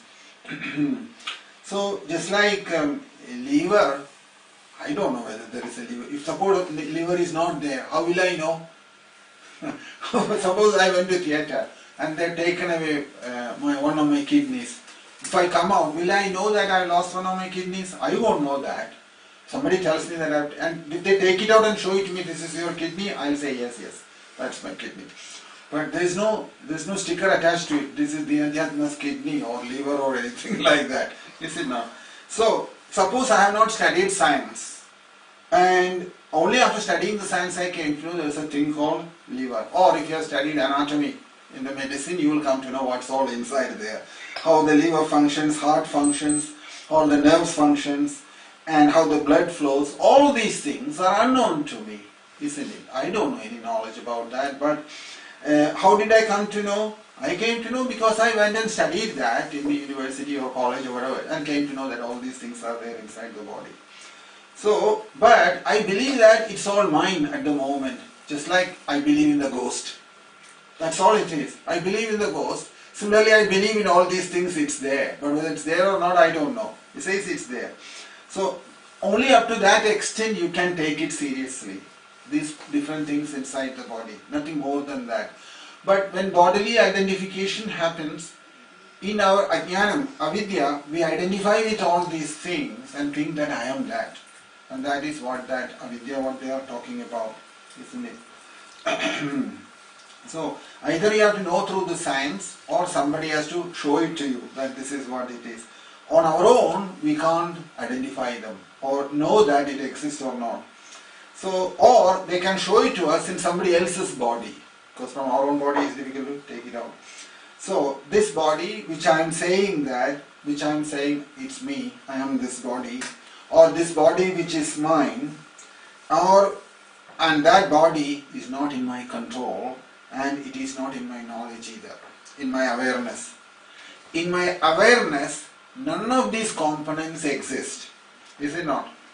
You are aware of your existence, but you are not aware of your components of this body like liver and heart and other things inside the body.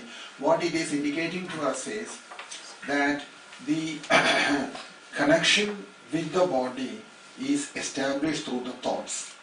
Through the thoughts only you have a connection established with the body, otherwise it's not possible. In reality, between the body and the self, there is no connection. So the more we absorb in the thoughts of the body, that identification gets more strengthened. Identity becomes too strong. That is why if you talk to Mahatmas, they will never talk about the body. We will go to them saying that I have this problem, that problem with the body. They will not ask you one question about the body. They don't want to hear because they know the problem. Problem is in me. I have this avidya in me, ignorance in me. And they don't want to encourage that avidya. They don't want to make it worse. So what they say, they don't want to talk about that. What they will do is, if you had gone and seen a great soul, what they will do is, they know what the body needs some food. They'll give you some prasadam and say to you, take prasadam and then be satisfied with it. They don't want to discuss any more further than that with the body. So, it is nature, just like you can see in the sky, clouds come, isn't it? Clouds come and cover up sometimes on a very thick, dark cloud.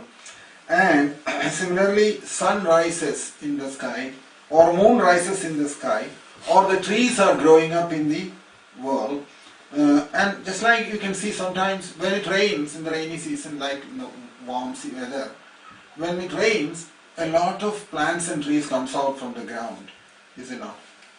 Has anybody gone and planted all of them? Nobody has planted them. How did that happen then? That is the question. Similarly, this body also has come like that. Why it has come? There is no definite answer. Prarabdham is there, associated with, therefore Prarabdham decides to such an extent that how long you have to stay in that body. Many instances, it is not that all the plants were grown and born according to a particular plant.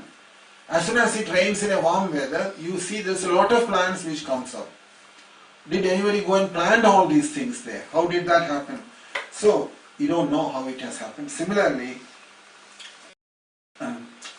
I have or you have no connection with this body. That we have to know. We have to know that. How do we have to know? Because these thoughts about the body must go from inside. If you keep on bringing these thoughts about the body, if you reduce it all the time, there will be Shanti inside. There will be Shanti inside. If you stop thinking about the body, if you stop analyzing this body, if you do not talk about the body and leaving the body to itself, let it go its own way, whatever happens will happen in that way. If you do like that, Krishna is saying there's a possibility that Shanti will come, because in these words Krishna is indicating to us a lot of things. How to deal with this body. Avyaktam vyaktimavannam manyademam abhuddhaya. Krishna is saying, in the avyaktam state, body wasn't there. Mind wasn't there. Intelligence wasn't there. Ego wasn't there.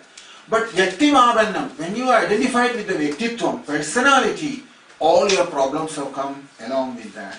That's why that verse is important. It's a very deeply thought words Vedavyas has put there. That he's trying to tell us, look, you are talking about your so-called personality so much. Look what problems you have created for yourself with this personality thing. In the early stages in spiritual life, people who are finding it very difficult to give up this understanding, to take this understanding, they will start with the personality. They have to. There is no other way. If you are so absorbed in the personality, then you have to start like that. But when you become more inward looking and thoughtful, you will start seeing the problem what personality brings. How personality creates the trouble.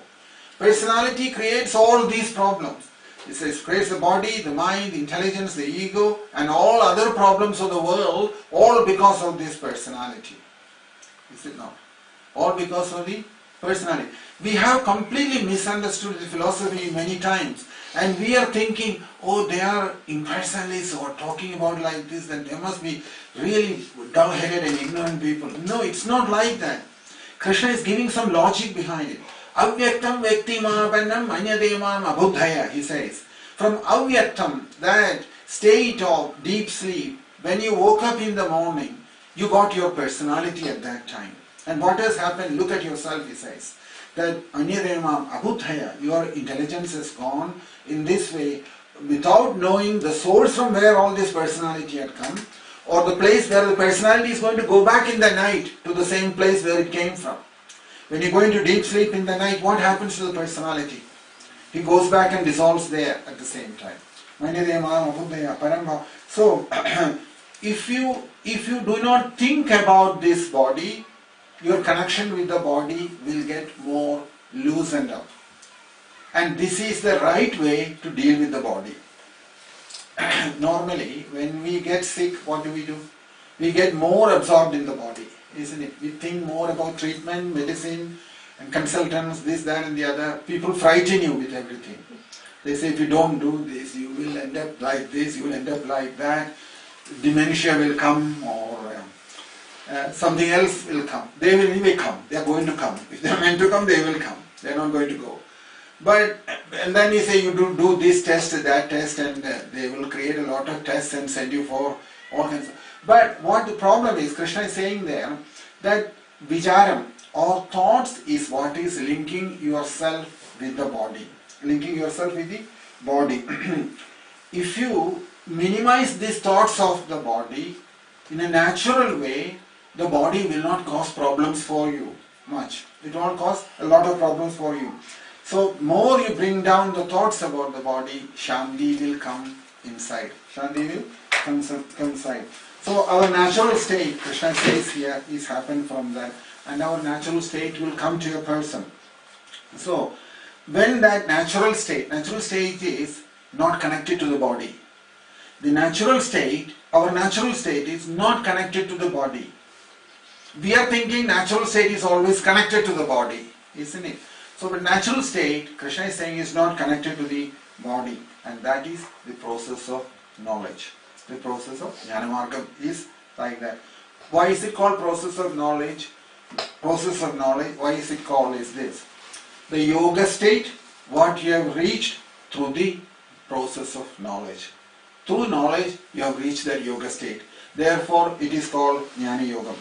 So, through knowledge, you have recognized your identity, what you are, and that recognition, and what has happened, that your Swarupam, what has come to that at that time, the body will, in a natural way, will leave you at that time. Natural way will leave you at that time. So at that time you can see, when it goes away like that, so the Vastu, what you are inquiring after, and that fullness, that state where you are freedom from that peace, Shanti, Anandam, and you will start seeing that it is there inside us. So, important thing, in Jnanamargam, this important principle holds good. Jnanis, they don't care for the body. They are already understood that body is not me. Why should I waste my time bothering about it? And the benefit from that is, one day we will start seeing that our connection with the body gets reduced day by day. When we cultivate that way of thinking, the link with the body goes away. And it is the process by which Ichisa Jnanamargam saying to us that if you do not absorb yourself in the thoughts of the body will not become a cause of distress for you. But if something happens to the body, still some things can happen, that is due to prarabdha. There is nothing we can do about it. Even at that time, most of the self-realized personalities, they will not look back to their body because body has no value as far as they are concerned. Whether it was Sadashiva Brahmendra, Yama Maharshi and many others, that is how they lived in this world, not giving any importance to the body. Not giving importance to the body. But sometimes we misunderstand that we require body for doing service, isn't it? So, in that pretext, we become absorbed in the body again. It is not a good thing. If you have a body and you want to use it for service, fine. But to think that I need a body to do the service, that is ignorance. To think that I need a body to do the service, that is ignorance. That means you are spiritually blind. You are thinking that you are the body. That is not spiritual. If you have a body and the body can be used for Krishna service, use it. But if you think that I need a body to do the service, I have to look after the body all the time, if you think like that, that's not spiritual advancement. That's not. None of the great devotees, jnanis, they will go after maintaining the body. Now people are doing all sorts of things, isn't it, to look after the body. And they say they are very spiritual. I wonder what that spirituality means.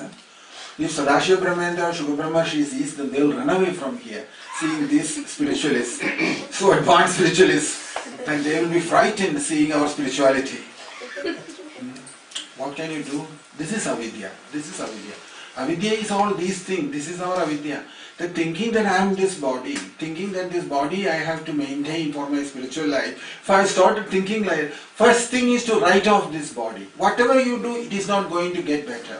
It will go its own way. It has a already chalked out path for that. That's where it's going to go. The best thing you can do for the body is not to think about the body too much. If you do that, it may not become a big hindrance in your life in this world. Eventually, whether you are self-realized, not realized, you have to leave this body here. There is no question about that. No one has gone back home, back to God yet with the body so far, isn't it? People will say so many things, that they are going to Vaikuntha with this body. There's the story of Dhruva Maharaj also going with the body and all that. But that is in the story spoken like that, to give some...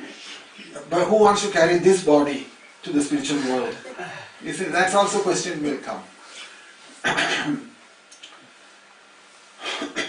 Avyaktam vyaktimavannam manyade mam abuddhaya param bhavam ajanando mamam vem anuttamam. Krishna is saying there. So, here, important thing that, so that's also, that is the Jnana Yogam. So, Surubam, recognizing that Surubam, and once you go there, you will see there that state, that is important. Freedom from the death, old age, disease, fulfillment inside. And you'll start seeing, when our connection with the body goes away, loosens up like this, you will start seeing inside something different.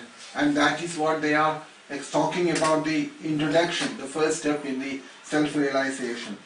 So, the important thing is, the most important thing at that point is, that with this understanding, our connection with the world also breaks up.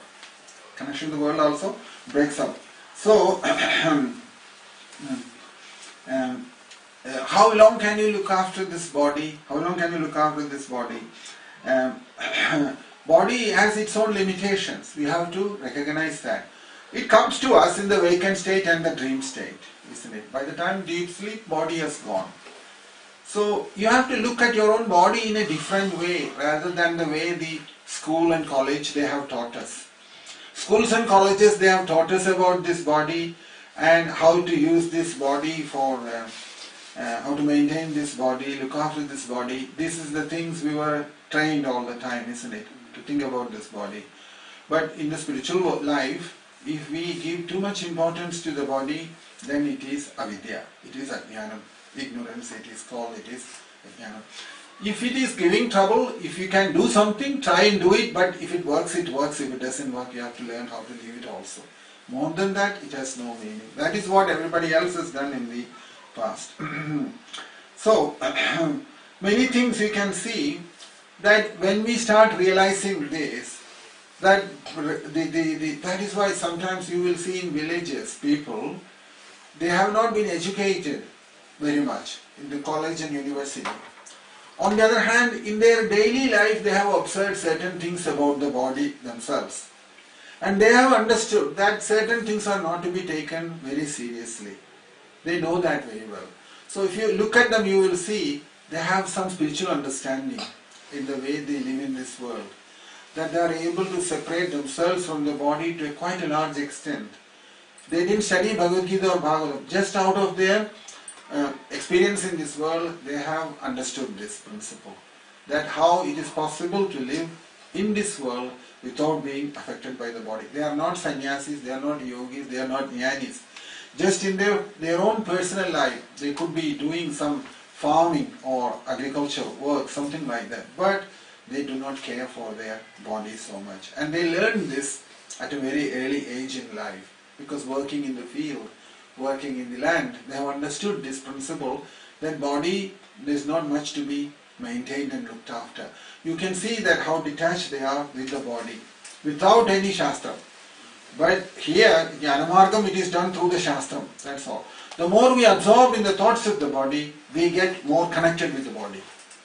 The more we stop thinking about the body and about the maintenance of the body, attachment to the body, the Shanti will come inside, and in course of time, you will see that this body is something that has come to you given to you by the material nature. That's what happens here. So, so in the Bhagavatam, you will see in the Saptamaskandam, the 7th canto, it mentions like that, even while chanting the holy name, how long can you chant? You can chant from morning to night, but as soon as you go to sleep, you have gone back to sleep again. So even between chanting the holy name, two mantra, there is a gap there, isn't it? So that there is a gap there. Even while chanting, there is a gap. But this awareness inside of our existence, I am existing, is uninterrupted. Continuously it is happening. So whether the thoughts comes or not, whether the meditation comes or not, and just like a small baby who is sitting in the lap of the mother, the baby can smile, baby can play, baby can talk, and baby can watch everything, but baby knows as far as the safety is concerned, the mother is responsible. In a similar way, just like the baby knows that while the baby is in the lap of the mother, baby will laugh, baby will enjoy playing, baby will like to eat or drink, but all the time protection is from the mother. In the same way, what Krishna says here, that a realized soul also, once he has reached that stage, he can do any vyavaharam in this world. Any kind of transaction in this world, he may do that in this world, but still he will be in the state of that samadhi. So, that is those things, what's happening in the world is according to the prarabdha. Because once you have come to realize this, then samadhi state has come to that person. So little by little, recognizing that vastu inside, what is inside, and doing the transaction in this world. Recognizing always that the vastu is inside, and recognizing the transaction in this world. And what happens is that if you keep on doing it like that, once your vasanas inside, that stock, when it runs out, then nischalata, or that permanent peace will come inside. Nischala tattva jivan mukti. That nischala tattva means that we have a lot of impressions inside, which is called the vasanas, isn't it? Those vasanas, till they run out, you will have to continue doing vyavaharam inside. You will notice this yourself. This doesn't require much shastra. When you are young, you had many ideas, plans to go here, go there, doing many wonderful things in this world. As you get older, where does they all go? Why do they all go away? you don't feel that desire anymore to do such things, isn't it? Many things what you did in the past, somebody invites you, go somewhere or to do something, you start thinking, is it worthwhile? What is there in all these things? You feel some emptiness coming from that. Why does that happen? This is because of this. That you can see over a period of time, inside the Antaryami saying, recognizing this, in all these things there is no reality behind all these things. So that is why in Jnani's case also, those who have done a lot of reflection, they know very well that this so-called enjoyment of this world, enjoyment in the body, senses and everything, is completely on a bodily level and it is not conducive for realizing the truth.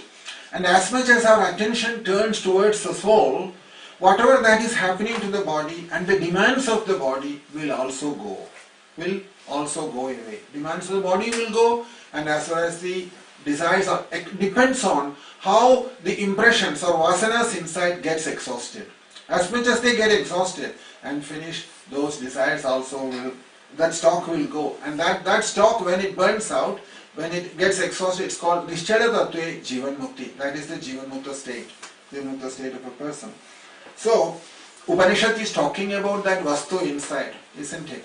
In Bhagavatam also you will see. Dharma projita kaitavotravaramo nammatsaranam sadam vedyam vastavam atra vastu shivadam. That Vastu. Vastu means that subject inside. Shivadam tatatrayan mulanam. So, if you keep on giving attention to these principles, slowly, whether you put effort or not, little by little, that deposit inside of your vasanas inside, it will keep getting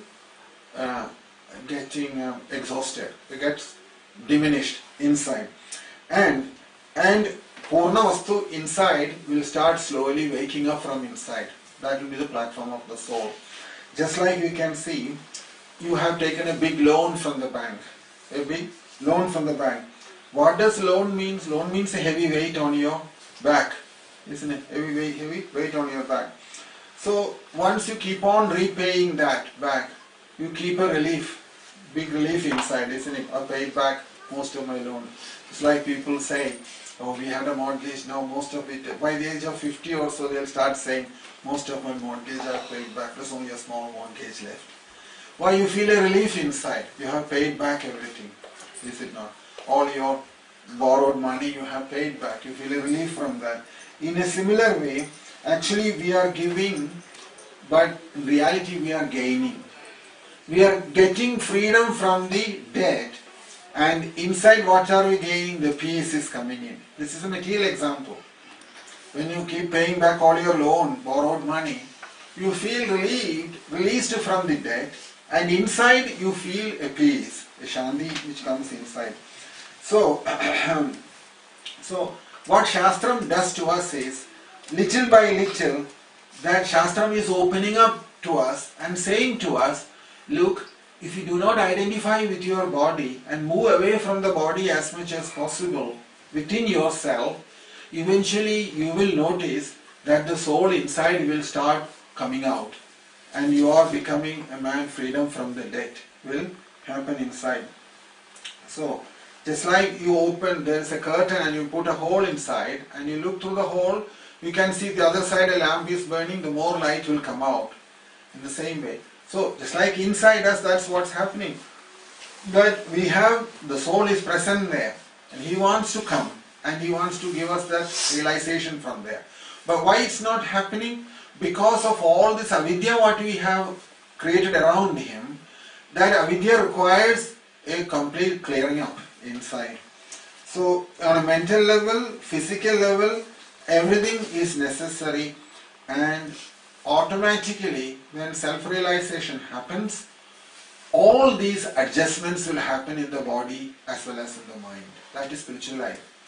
That as you are growing in the spiritual path, with all this understanding of these principles of spiritual life means that what we talked about from Jadabharata, Dattatreya Maharshi, Rishabhadev, Shubhra Maharshi and many others, as much as we start realizing their way of life, how they lived in this that inner realization what they had, when that happens to us also, our adjustment of the body will happen and the mind will happen according to that. You don't have to do that. It will happen in a natural way. It will happen in a natural way. It will tell us. That's why in Upanishad says, Ya sarvajnyaha, ya sarvavid, ya jnanamayaha tapaha. Sarvam jnanam sarvavidumaya andaryami. About andaryami, in the Mandukya Upanishad, it says like this. Mandukya Upanishad is saying, andaryami, as much as you move away from the body, andaryami inside will start telling you which way to go, which way to go. And he will move you away from the body, provided we have to go there. That's why I say, yes, sarvajnaha. He, inside him who is there, he is sarvajna. He knows everything. Sarvavid. There is nothing what he does not know. Yet jnanamaya tapaha. He is full of knowledge and full of austerities.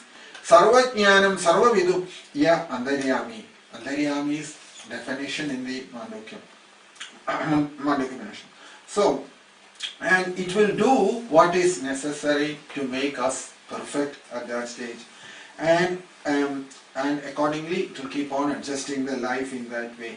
And that adjustment comes from where? What Krishna says in the Bhagavad Gita, Vyavasayatmiya Buddhi.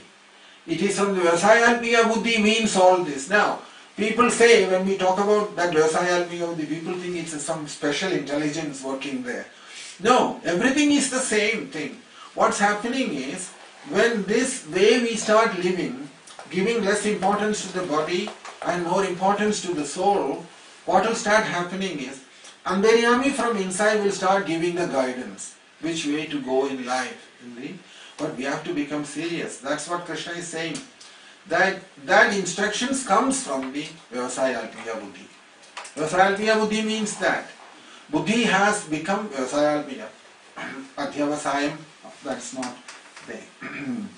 So, in other words, important thing Krishna is saying here is, no other achievement in life should be the most important thing in life. That is Vyavasayalpiya Buddhi. What does Vyavasayalpiya Buddhi mean? Vyavasayalpiya Buddhi means this: nothing else in this world is important. Self-realization is important. Then it is Vyavasayalpiya Buddhi. So, at the same time, no karma what you have to do with this body, you cannot leave it. Because karma has to leave you, you should not leave the karma. Because if you leave it on yourself, any karma, a part of that karma will remain within you. Remember this. We talked about this in the Karma Yoga chapter. Why Karma Yoga was recommended? Otherwise Krishna could have told us that you leave all the karma and walk away from there. No. Krishna says karma, you should come out through Karma Yoga process only.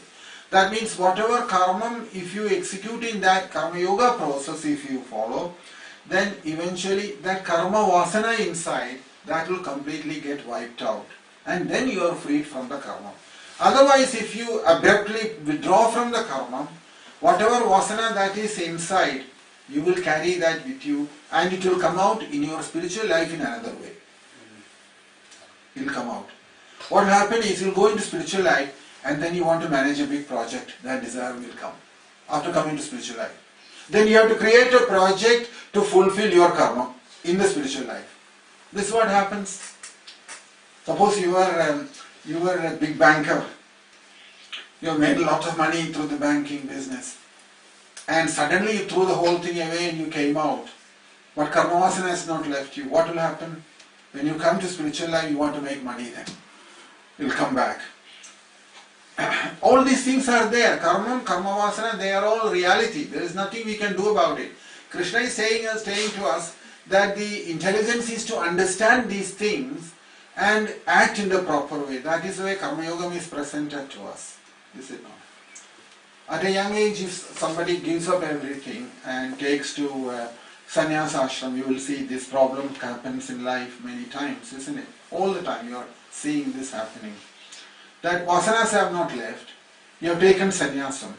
And for a few years you struggled very hard to stay with sannyasam. And then the vasanas one night comes very powerfully back and pulls you back again into the same pool.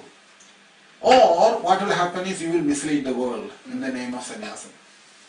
You will tell the world, look, I'm a sannyasi, but I'm running all these so many big projects. I'm project manager also for so many big projects. I'm a sannyasi as well. You'll come to that. So this is the difficulty here. You see, subtle level, things have to change. Gross level, it doesn't matter. It will go on like this. So, so till that part of that karma, vasana which is inside, till that goes away, you have to continue with the Vyavaharam. Vyavaharam must happen. Vyavaharam won't remain forever. It will work with you for 30 years, 40 years. One day you will draw. They will say goodbye to you. And you will be more than happy 50, 60 years by then you will say enough is enough now. And you will come out from there. Then you won't feel like going back again and doing the same thing. Hopefully not. So, in other words, in all these cases, to think that Vyavaharam is not important, Paramarthikam, that means the absolute truth is important, and knowing that Vyavaharam has to go on. Vyavaharam has to go on. A person who is doing like that, he will be the greatest selfless worker in the world, because for him there is nothing to be attained and everything will go from him eventually. And this is what bhakti does. Bhakti creates that situation in a person like that. So, it's 3:30. So we'll have a short break then. We'll continue after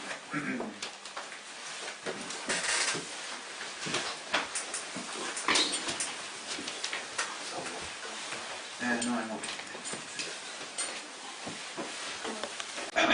Going back to the 7th chapter, because as I mentioned before, the last verses was the introduction to the 8th chapter, isn't it? Remember verse 29. We looked at verse 27. Avyaktam viktimabannam manyademam abuddhaya param bhavam ajanando mamavayam anuttamam. All this is important to know to understand the 8th chapter. That's why we are discussing this again. That these verses, the end of 7th chapter, they will give you a clue of the 8th chapter, what the 8th chapter is all about, so death, isn't it?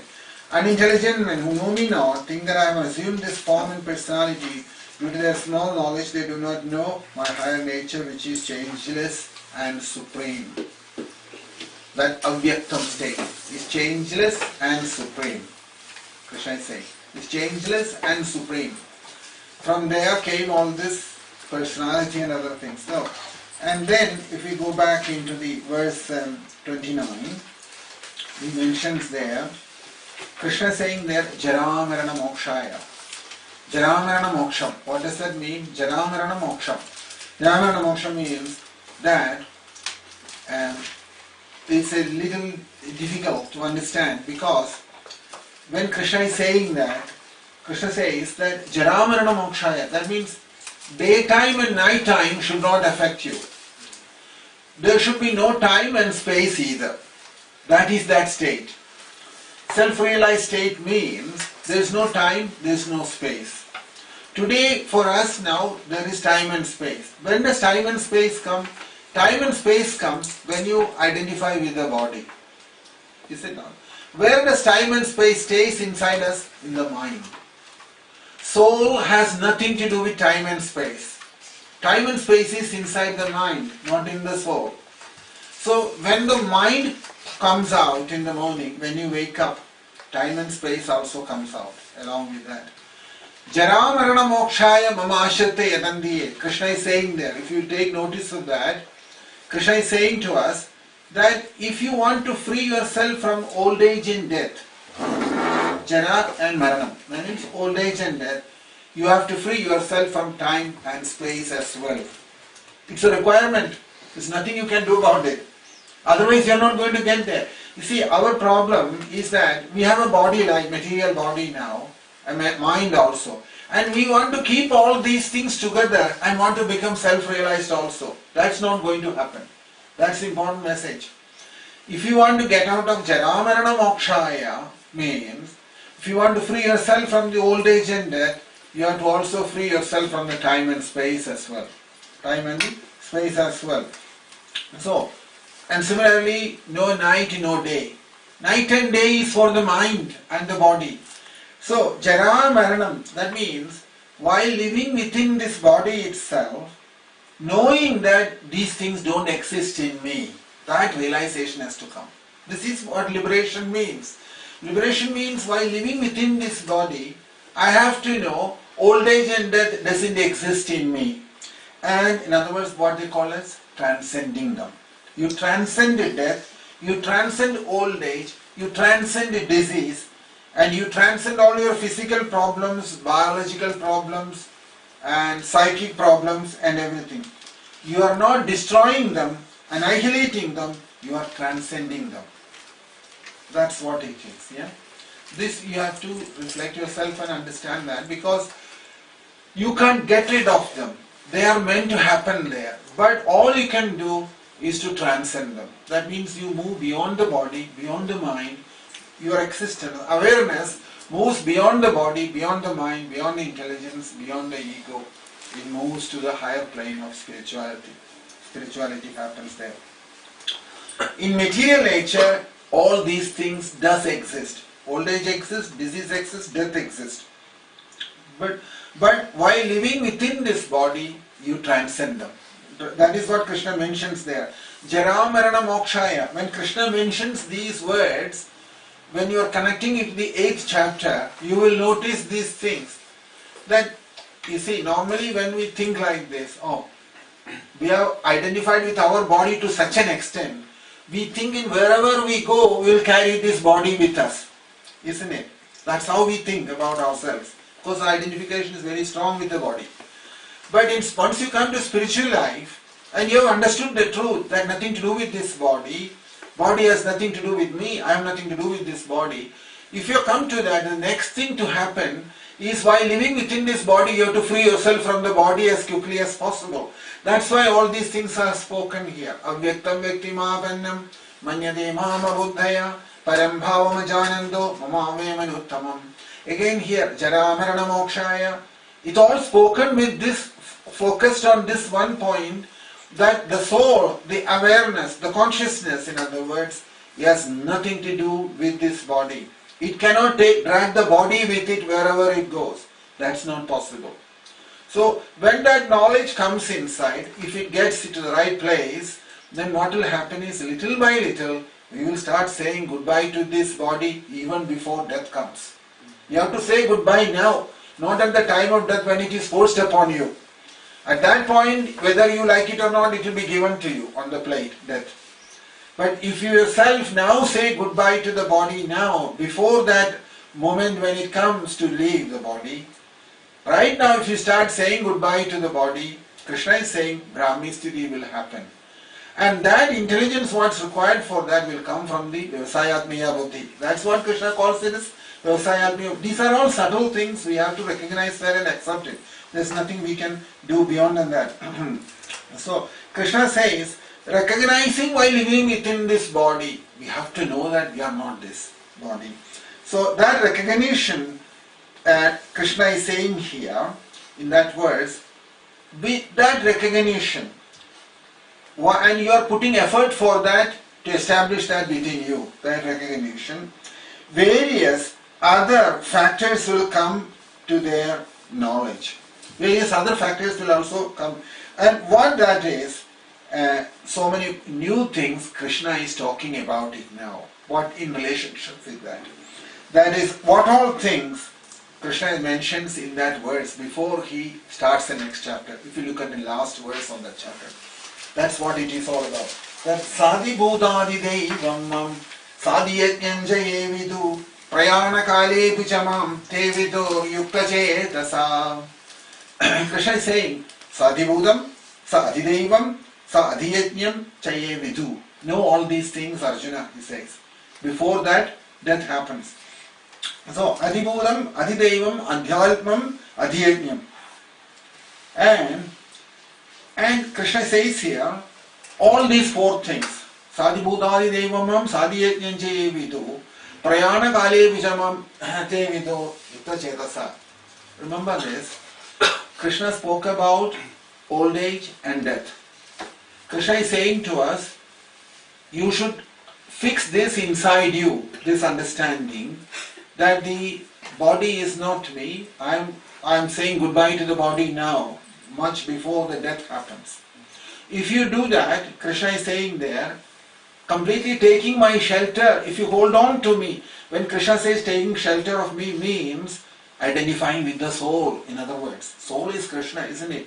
In this package we have seen before, we spoke about it before also.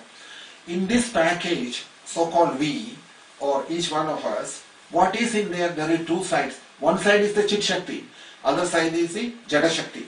Chit Shakti is what we are, isn't it? And the Jada Shakti is this package of body, mind, intelligence, ego and everything together. So, Chit Shakti is our identity and Jada Shakti is the rest of it, what is in us. And they don't have any connection together. That's what Krishna has explained before. So here what Krishna is saying to us is, Jara Marana Mokshaya, if you want to free yourself from this Jara and old age and death, Marana Mokshaya, Mamashirte Yadandiye, you take the shelter of that Chit Shakti, that is Krishna inside, that is Mamashirte Yadandiye, and you continue your effort to free yourself from the effect of death and old age. And while doing that, Krishna is saying here, many other things will come to your knowledge. And that is those four things Krishna has spoken in that verse. Adibhudam, Adidevam, Adiyajnam, Adhyalpam. All of them will come into, as I mentioned before, this is all very complex phenomenon, what Krishna is explaining in these verses. And the next chapter, because of that, is quite difficult also. Because if you don't understand these words, what it means, in translation, of course, when you read it, you will see, those who know me as the Supreme Lord, as the governing principle of the material manifestation, who know me as the one underlying all the demigods, as the one sustaining all sacrifices, can, with steadfast mind, understand and know me even at the time of death. That's fine, that's a translation, that's all you can do. But what is this Adibhutam? What is this Adidevam? What is Adiyajnam? And Krishna is saying that, if you know this, Prayana kale vijamam te vidur yukta janasa. In other words, when death comes, you will go back home, back to Godhead. So what, you will ask this question, what do I have to know then? Isn't it? When you say like this, Adibhudam, Adidevam, Adiyajnam, Krishna is saying, Sadibhudha Adidevam mam, Sadiyajnam jaye vidu. Prayana kale vijamam te vidur yukta janasa. Krishna finished everything in one verse like that and closed that chapter, 7th chapter, and left it to us to understand that. So you can see that, therefore, because these two verses came there, Arjuna got a problem in the next chapter. That's why Arjuna's question there. Arjuna straight away caught on that. Krishna, you're talking all this, what does it all mean? He says.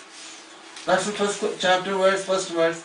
Kim dad brahmam, kim adhyalpam, kim karmam, purushottama, adibhudam, cha kim proktam, adiyajnam, adidevam, kim uchyade. You're saying, what does it all? You told me all these words. Krishna put all 4 or 5 words in front of Arjuna. And Krishna says to Arjuna, Arjuna, when you are preparing for death, these few things will come at that time. Adibhudam, Adidevam, Adiyajnam, Adhyalpam and all that. So Arjuna says, what does it all mean? Like us on our behalf, Arjuna asked that question already to Krishna. But you can see the problem that this last verse, in the verse before, Jaramarana, you see verse 29 and 30 is the right introduction for the 8th. Because the 8th verse is all about death. How to die in this world. You know, there's something called art of living. You may have heard about that. There's an art of dying as well. And this 8th chapter is the art of dying. How to die in this world. That's the art of dying is the 8th chapter. So prior to introduction to that, Krishna has put all these things in this chapter. Adibhudam, Adidevam, Adhyajnam, Adhyatmam, all kind of things. So again, going back to that. So Krishna says, that person who is dying, he will know these things, Krishna says. He will know all these things. Adibhudam, Adidevam, Adiyajnam, Adhyalpam, Karmam, everything he will know, Krishna says. That will be the state of that person who is leaving the body. And such a person who has known that, understood means realized it, such a person, Prayana kale pijamam te vidur yukta chedasa. Prayana kalecha means that Prayana kalecha means he is not liberated yet. He is on his way. Now, the Prayana kala means he is on his way to leave the body. He is on his way to leave the body. But what will happen to him is, at the time of death, these thoughts of the soul, Atma Dhyanam, will come to him. That is the important thing. Now, Jivan Mukti state is there. Jivan Mukta means one who has succeeded in this body to free from the body. He has succeeded already in this very body. That's a very extraordinary situation. Very few people will reach that state in this life, in this body, before death happens. That means completely freed from the body while living within this body. There were personalities like this, personality like Sadashiva Brahmendra and all that. They were living in the body, but body had nothing to do with them. That is a very extraordinary situation, very special case. But in majority of the people case, it won't happen. They are called Jivan Mukta. Jivan Mukta means they are living here, but they are already liberated. They are already liberated. But then there is a case of people who are progressed well in spiritual life, but they haven't come to reach that state. Jivan Mukta state hasn't come to them. Those people are called that Prayana Kale Bijamam. Krishna is saying like this. Prayana Kale, and they are coming close to death. What will happen to them? That's what Krishna is going to discuss first. Those people who have not reached the completely liberated state, Jivan Mukta state in this body, but they are on their way to leaving the body, and at the same time, they vidur yukta chedasa, Krishna is saying like that at the time of death, they are absorbed in spiritual thoughts. They are absorbed in spiritual thoughts. They know very well, but they have not reached the goal yet. They haven't got that state yet, but they are absorbed in the Atma, in the Atma Dhyanam or spiritual realization. They are very absorbed in that, but they have not got there yet.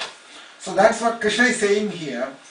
That so Krishna mentions here, if they leave that body with remembrance of the soul at that time, and Krishna is saying here, in the last chapter he concluded it like that. He says, Sadi Bhutadi Devamam Sadi Yajnanje Vidu Prayana Kale Bijamam Te Vidu Yukta Chedasa. Yukta Chedasa, Krishna gave a title like that there. Yukta Chedasa means that he is properly situated. That's all he says. Yukta Chedasa. Yukta Chedasa means that he's in a proper consciousness. That's all Krishna is saying. He's leaving the body in a proper consciousness. That's all. That's how much he concludes that 7th chapter. He's saying here, Sadi Bhutadi Devamam, Sadi Yajnanje Vidu, Prayana Kale Bijamam, Te Vidu, Yukta Chedasa. He's saying, Prayana Kale Bijamam, that means at the time of leaving the body, he is leaving the body in a proper consciousness. He's not saying that he is liberated already. He is ready for leaving the body, but he is in a proper consciousness leaving the body. Why? At that time, he knows what is Adibodham, Adidevam, Adiyajnam, Adhyalpam, and all other things what he has spoken about. So, and Krishna concluded that chapter like that, the 7th chapter. We are moving into the 8th chapter now. We are moving to the 8th chapter. So, 7th chapter, Krishna concluded in this way. In the Bhashyam they say, Ajani Swami says that Samahita Sthiti. Samahita Sthiti means this state, that you are not fully realized the truth, but you are absorbed in the thoughts of the soul and you are leaving the body. That means in full consciousness you are leaving the body, but you have not reached that freedom from the body yet. You haven't got it. Because it's a many stages you have to cross through before it is not so simple as we make it. Going back to body, like buying a boarding pass and getting into the plane like this. Like we do. It's not so simple like that. That as much as we remember that, it is good, because otherwise we will develop our own idea about liberation like that, isn't it? We get understanding like that. People think that it's another flight I have to catch. I'll print out my boarding pass and I'll go and I can go. No. What Krishna is saying here is Jivan Mukta state is one thing. That means great personalities like many others, like Shiva Brahmarshi, Jadabharata, Dattatreya Maharshi, Sadashiva Brahmana, personalities like that, who while living in this body, they have reached that state very early. They got there. From then, for them, afterwards the body doesn't exist. It's over for them. They are finished with the body. Then there are people who haven't reached that state, but who is progressing. And at the time of death, they are very absorbed in the thoughts of the soul.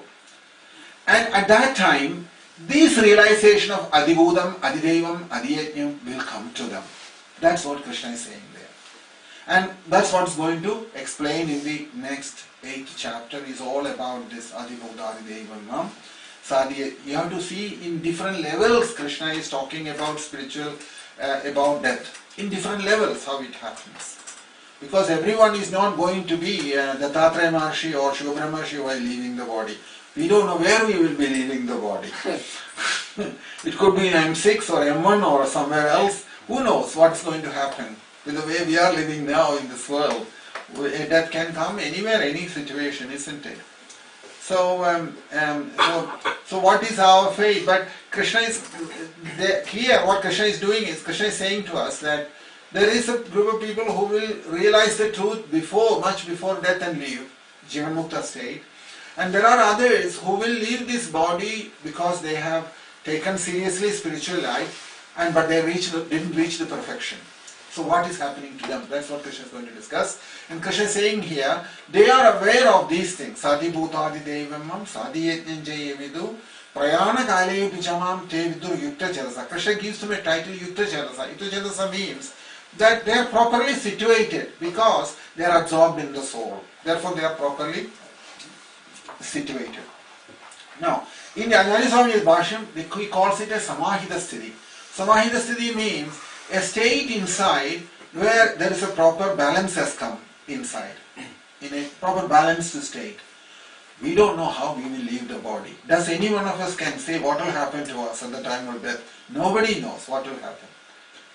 We could be, if you go to the hospital, you will know how people live. Everybody is not dying in the same way, isn't it?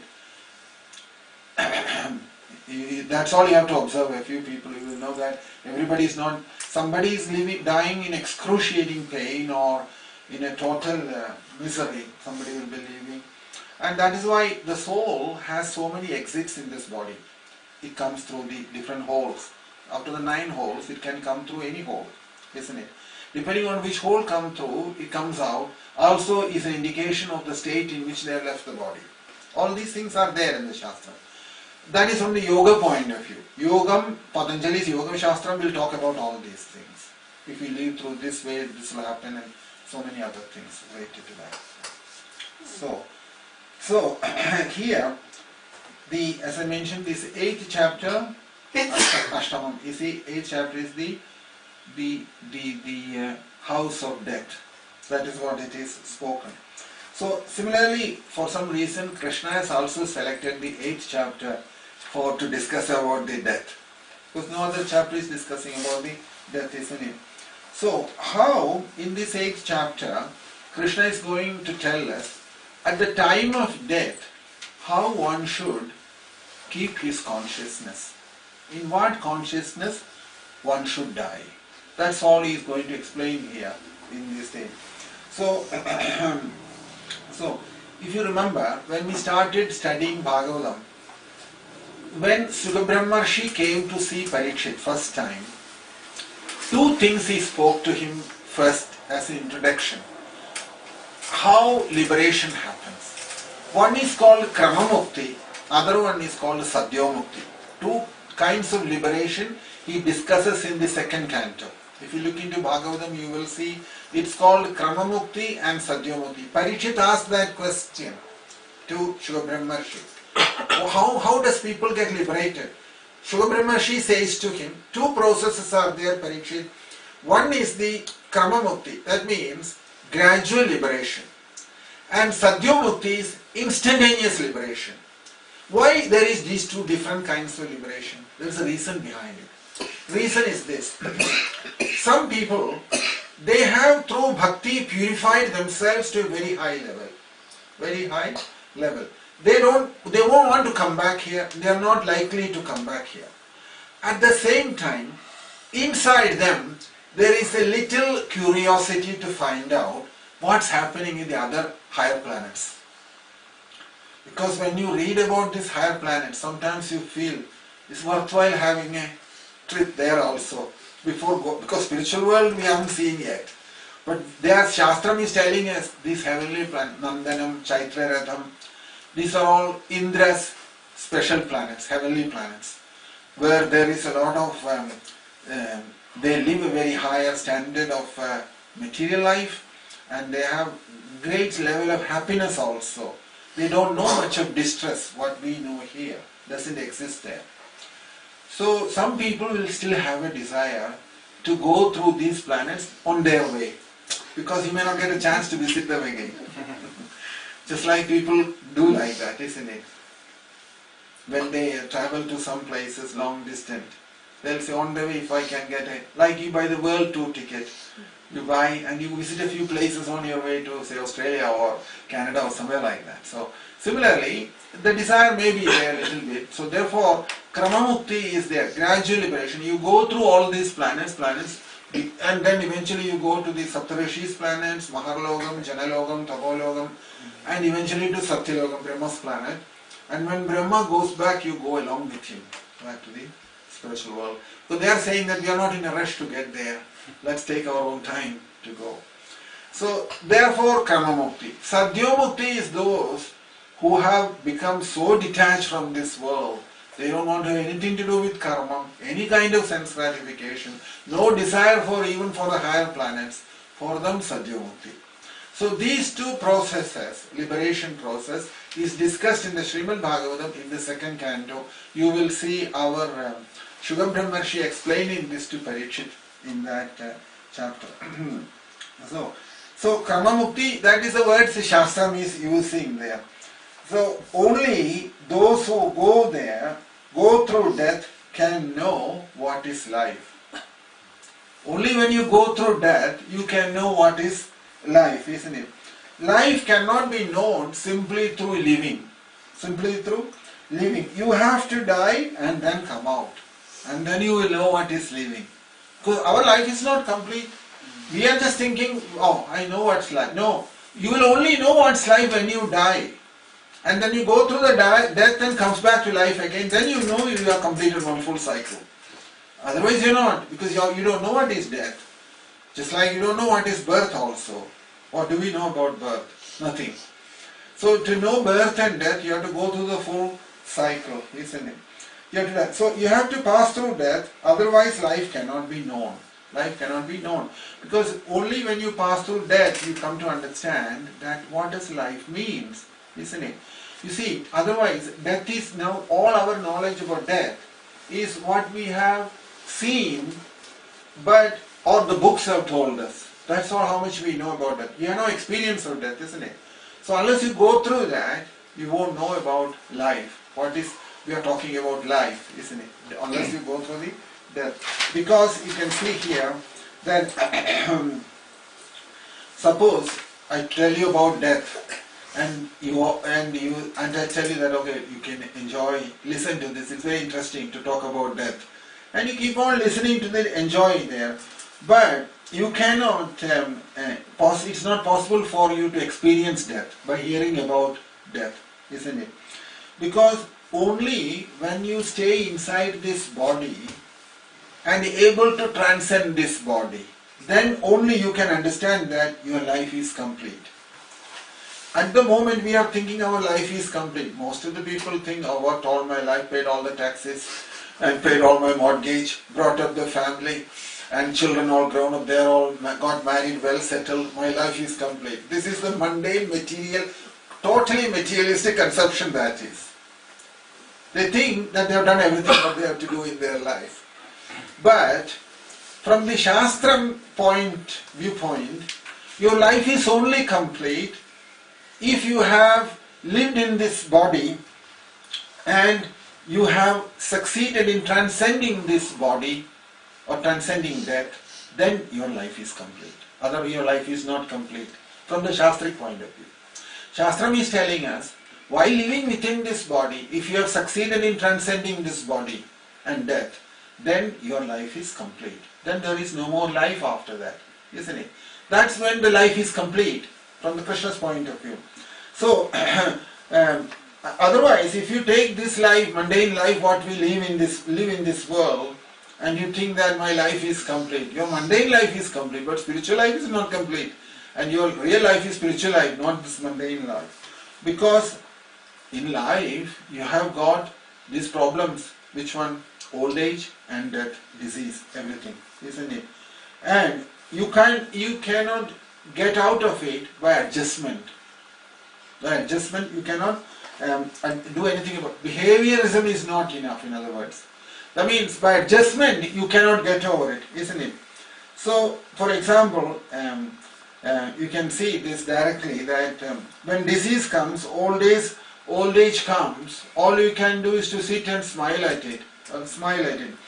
So, but the thing is that the answer to all this, that I have to know how to free myself from the old age, disease and death. If I have done that, I can say my life is complete. Otherwise life is not complete. If I simply say that I have fulfilled all my material obligations in this world, like I worked all my life and paid all the taxes and like I getting my pension correctly, and then fulfill all my obligations to the family. Children are all grown up, they are all married, grandchildren are there. Some people talk like this, do they not? They say that they had a good innings, they say. They had a good innings. And they say that their life is complete. Nothing, that their life is not complete. Who says their life is complete? Krishna is saying to us, your life is complete if while living within this body, if you have managed to escape from old age, disease and death, and then you allow the body to drop, then your life is complete. That is the way Krishna sees the life as complete. Big difference, eh? Our way of seeing complete and the Krishna's way of seeing it completed, isn't it? So then the question is that I have to get the answer inside of all these problems and the solutions to that, isn't it? So you have to die to go through the death, experience death and then transcend death. That's what it is. Spiritual life is meant for that. To experience death and then to transcend death. What's that experience to death means? That then you will find what life is. For example, remember Upanishad statement. Actually we are deathlessness, amrudatva, isn't it? Tamasoma jyotirgamaya, mrityoma amrudam gamaya, isn't it? Mrityoma amrudam gamaya, tamasoma jyotirgamaya. All these statements is to indicate to us that if you have not transcended old age, disease and death, you have not come out of the hole yet. You are still there in the same darkness like before. Right? That was before. So that's why he mentions here that deathlessness, deathless situation, or freedom from all the desires. Have you noticed in Bhagavad Gita, when Krishna talks about self-realization, he will attach a lot of strings to it. One string is a state where you have freedom from all desires. Remember? In the second chapter, while talking about death, Krishna mentions there, how does he put it? Prajahadi yada kaman sarvan partha manogadan. Remember, that sthita prajnatvam state, that steady intelligence state, Krishna says there in the second chapter, is linked to a lot of, what do you say, when you make a contract, at the bottom you put small letters, so many things, isn't it? Krishna's put a lot of it at the bottom of the contract. One of them is, he has no desire at that time. Deathlessness plus freedom from all the desires, he's saying. So deathlessness is one thing that you have to, in order to become deathless, you have to experience death first. And then only you will come out of it, what it is. That's what's going to happen here. That while living within this body, due to self-realization, you have understood that what death means, and in other words, you have realized it inside and you have moved away from the body, and then the body experiences death and it goes away. So Krishna is saying here, desirelessness and all the other miseries of the material life. That also you have to escape from that. In other words, by the proper death is in a blissful state.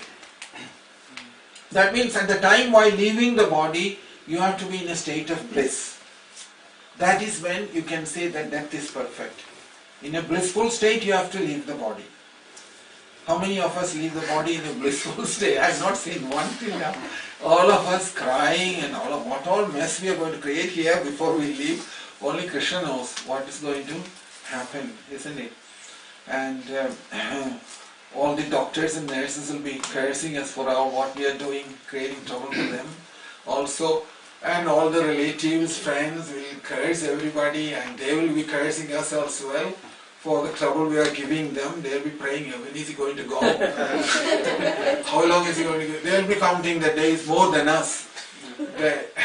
This is all will happen. Don't laugh at it. It is the one that is going to happen. We know that. That is something we are laughing now, thinking that, oh, well, it's like that. But that is what is in waiting. So, deathlessness, to die in a dignified way is very, very difficult. Karmis also says, oh, you have to have a dignified death, they say. Their dignity is something different. What they are saying is, at the time of death, if you can die in a nice nursing home or care home, or a nice hospital, and the doctors have put all the tubes and pipes, everything connected nicely to you, and suddenly in the sleep or something you died and gone, and then say, oh, you had a very dignified death, they say. What dignity is there in dying like that? There is no dignity in there, is there? So, anyway, Krishna is saying, Prajahadi yada kaman sarvan partha manogadan alpanyev alpana tushta prasadam adigachadi, he says. That prasadam is that bliss, that state at that time while leaving this body. So, Anandam, or other side is, so in the Bhagavatam, how Krishna puts that is, Kasmai yena vibhasidoya madulo jnana pradiva puram tadrubena ja naradaya munaye krishnaya tadrubinam yogi indraya tadalpanada bhagavadradaya karunyadam. Up to this point, then Krishna is talking about Tashuddham, Vimalam, Vishogam, Amrudam. That Amrudam means that state, deathlessness. Tashuddham, Vimalam, Vishogam, Amrudam. All these four things in the person. He is pure consciousness, that awareness inside. Tashuddham, Vimalam, he is so pure inside. Freedom from all impurities of mind, body, intelligence, ego. Complete freedom from that. Tashuddham Vimalam. Vishogam, no hankering and no lamentation, no desires either. Tashuddham Vimalam Vishokam Amrudam, and he is already in the state of immortality. Satyam Param Dhimahi. That's how Srimad Bhagavatam finishes. So you can see from Krishna's point of view, not from our point of view, from Krishna's point of view, if a person is leaving this body from this world, in this state, Krishna considers that as proper death. Not otherwise.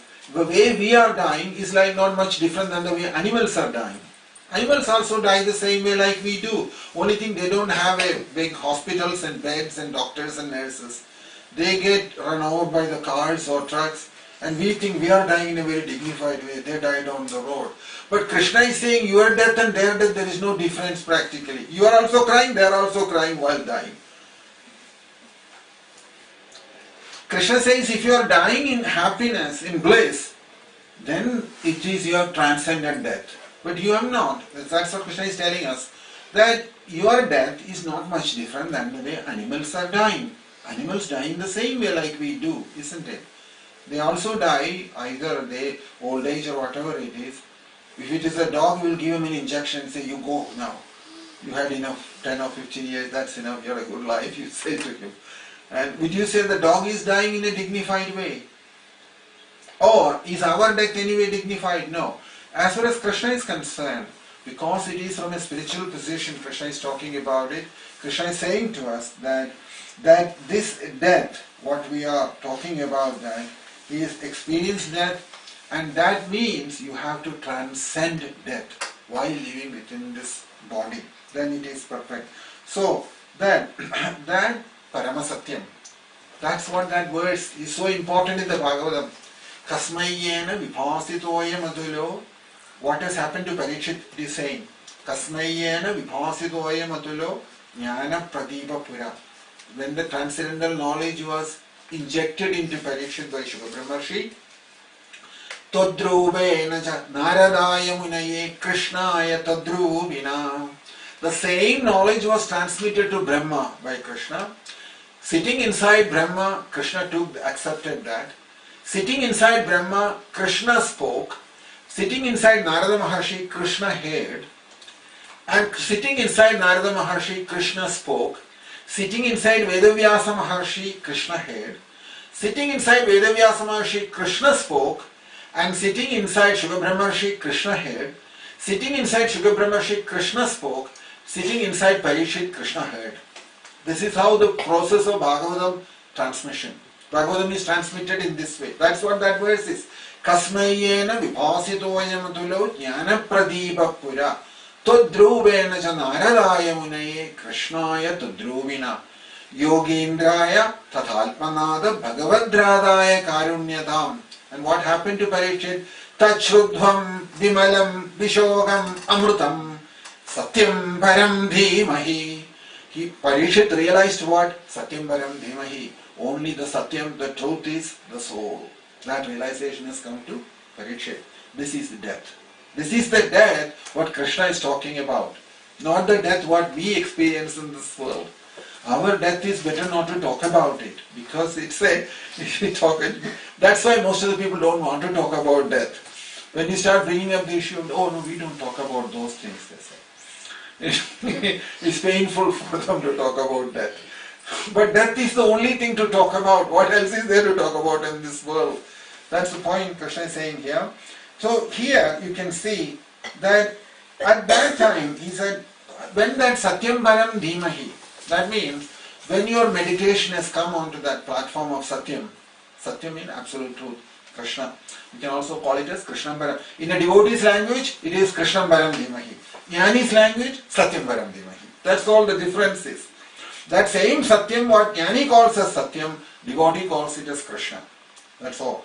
So, and Krishna says here, at that time, you will know Adhyalpam Karmachakilam. You remember? If you go back into that verse, Jara Marana Mokshaya Mama Shritte Yatandiye Te Brahma Tad Vidu Krishnam Adhyalpam Karmachakilam. That's what will happen at that time. All are linked to each other. All these verses are connected to each other through a particular way. In a particular way it is linked to each other. Jara Marana Mokshaya Mama Ashritte Yatandiye. If one has put all his effort, completely depending on Krishna, and when Jara and freedom from old age and death, in other words, when he is transcending the old age and death, he comes to liberated state at that time, Mama Ashritte Yatandiye, Ye Brahma Tadvidu Krishnam, that he knows Brahman what it is. In other words, Brahman realization is happening to him at that point. And Krishna says there, Adhyatmam Karmachakilam. Adhyatmam Karmachakilam. He will know Adhyatmam, he will know Karmam, and in the next verse he will know Adibhudam, Adidaivam, Adiyatmam. All these things he will know. Krishna says, saying this, Krishna closed the 7th chapter. And put Arjuna in a very confused state. Expecting Arjuna, Krishna knows very well Arjuna is going to ask a lot of questions now. You can see that. The way Krishna closed that chapter itself is a very good indication that Arjuna will be confused. Definitely. Because the way those two verses, Jaramarana Mokshaya Mamashate Yatandiye Te Brahma Tadvidu Krishnam Adhyatmam Karmachakilam. What has death got to do with Adhyalpam and Karmachakilam? He says. And in the next verse he says, Sadibhutadidevamam Sadiyatnam Jevidu Prayavana Kalebhishamam Tevidu Yukta Chetasa. So these two verses must have definitely created very serious questions in Arjuna's mind. And that you will see in the first verse when it comes out. So here you can see here. So it is because of this that the first two verses is the result of that confusion what Krishna has created in Arjuna's mind. You will see that first two verses. Let's look at that. Attaining the Supreme, chapter 8. Arjuna Uvacha Kim tad Brahma kim adhyatmam Kim karma purushottama Adhibhutam cha kim proktam Adhidaivam kim uchyate Arjuna Uvacha Kim tad Brahma kimam adhyatmam Kim karma purushottama Adhibhutam cha kim proktam Adhidaivam kim uchyate. Next verse. Adhiyajñam katham kotram Dehesmin madhusudanam Prayana kale cha katham Jneyosi niyatatmabhi Adhiyajña katham kotra Dehesmin madhusudana Prayana kale cha katham Jneyosi niyatatmabhi. Now, you can see here that it is all concerned about Prayana Kala. Prayana Kala means what? The moment of death. On your way to death, isn't it? And Arjuna, in the last verse also, Krishna said the same thing, isn't it? Text 30. Prayana Kale, the same word Krishna has used there. Prayana Kale bijamam te vidur yukta chetasa, he says. And Arjuna is saying here, Prayana Kale ja katham te nyeyosi niyadatmati. And Krishna, Arjuna's question. It's all about Prayana Kalam. Prayana Kalam is the time when you are leaving this body. When you are the biggest test what we have to go through is that Prayana Kalam, isn't it? Time of leaving the body. Not GCSE or A-levels or anything. That's finished. This is the test as far as Krishna is concerned. Krishna has only one thing to tell us, that how you get through this test, Prayana Kala. How you get through that test. That's all what matters as far as Krishna is concerned. All other tests, MOT or whatever, driving license test, that's all our tests, what we have created. Krishna has only given us one test to us, that is this. Prayana Kale Vishamam Neyosi Nedal. Krishna is saying, Prayana Kale Vishamam Tevidur Yukta Chedasa. He made a comment there. Arjuna is saying, Prayana Kale Jakatham Neyosi Nedal Mati. That is Arjuna's question about Prayana Kalam. So, Prayana Kalam, or Prayana Kalam means how at the time of death. Prayana Kalam. Prayana means the way the soul is leaving the body and moving on to the next destination. At that time, but Prayana Kalam, that time when it is leaving the body, what is happening in us? That's what's all going to be discussed. So, if you look into the first verse, Arjuna was that verse translation. Arjuna inquired, O my Lord, O Supreme Person, what is Brahman? What is the Self? What are fruitive activities? What is this material manifestation? And what are the demigods? Please explain this to me. This question is very good. Arjuna's question is very good. But you will notice now on, when Krishna is answering, he won't answer any of these questions directly, as usual, in Krishna's style. Krishna doesn't like, because in spiritual life there is no question answer. Question answer has no meaning in spiritual life. Question answer means that there is a problem inside. That's where questions are coming because of problem, and giving answer is only you are actually igniting the problem more. The answer is realization is the answer. If you get realization, doubts won't come again. Doubts are all coming from the mind, not from the soul. Soul has no doubt. Mind has got all the doubts. And you are on the mental platform firing these questions all the time. What is the use? That's not going to help. Unless some realization happens, mentally, that's why we say mind and intelligence, you just have to leave it behind. That's finished. It's no use here anymore. Adhibhudam, Adhidevam, Adhyajnam. If you technically understand all these things, it is not going to help. That's why Krishna won't answer. If you look into Krishna's answers, these questions, you will see there, he is coming from a completely different angle. Krishna is more concerned about what? Krishna wants to tell us what will happen at the time of death. That's Krishna's concern. So, but because you have to put it in words, so he has used these words, Adhibhudam, Adhidevam, Adhyajnam. But once you understand what happens at the time of death, then Adhibhudam, Adhidevam, Adhyajnam is not important. That state of realization is more important then. That's how it is going to turn out at the end. This chapter will bring us to that understanding. That death is such a phenomenon, what happens at the time of death. When Uddhava asked Krishna about death, what did Krishna say? Krishna says to Uddhava, Uddhava, this death is not a big thing, he says. In a very simple way, he discussed death in the Bhagavatam. How did he put it to Arjuna? Uddhava, he says to Uddhava, Uddhava, when what happens is that at the time of leaving this body, Krishna says, Mrityu Atyanda Vismriti. Now you are in identification with your body in this way, what you are now. You are identified with it and you are living like this. At the time of death, what will happen is that because of all the strong impressions inside, vasanas, what you have created inside, they will develop a form and will manifest in front of you. Whichever be the most powerful vasana inside, that will decide your next destination. It will take a form and come in front of you, and you will start meditating on that very strongly, and at a particular point you will start realizing that you are that.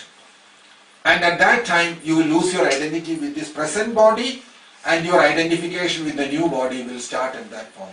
That's how Krishna puts it.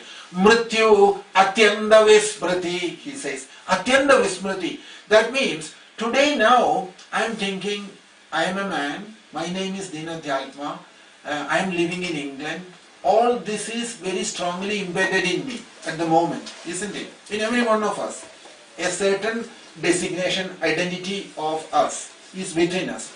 At one particular time, at the time of death, Krishna says what will happen is, the new body, what you are going to move on to, the next body, that will come in front of you, and you will slowly start identifying with that body. When your identification with that body is complete, immediately you will leave your identification with this body and you will go into the next body like that. Mrityu Atyanda Vismriti. Who says this in the Bhagavatam, you know? When Jadabharata had to take the deer's body, he discusses this in that chapter, in the 5th canto. He will discuss this particular issue. How he moved from his own body to the deer body.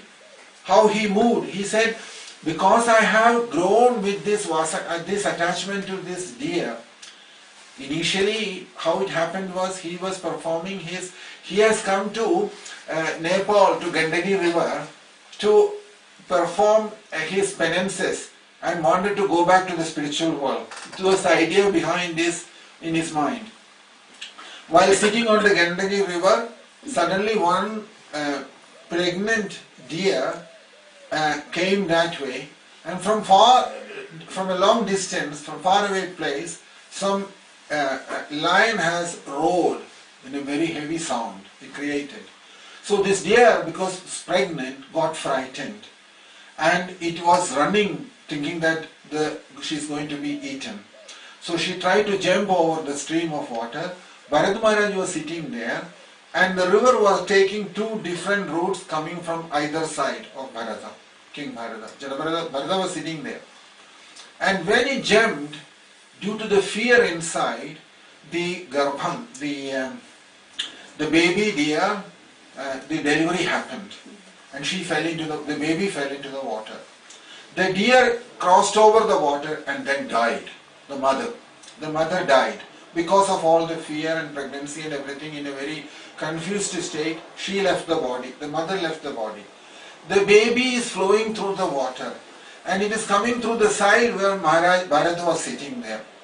Bharat looked at the baby deer and suddenly felt an attraction for the baby, its colors, the fresh born baby, and deer, they look very beautiful when they are very small like that, and its beautiful eyes and the spots on the body, all of these things.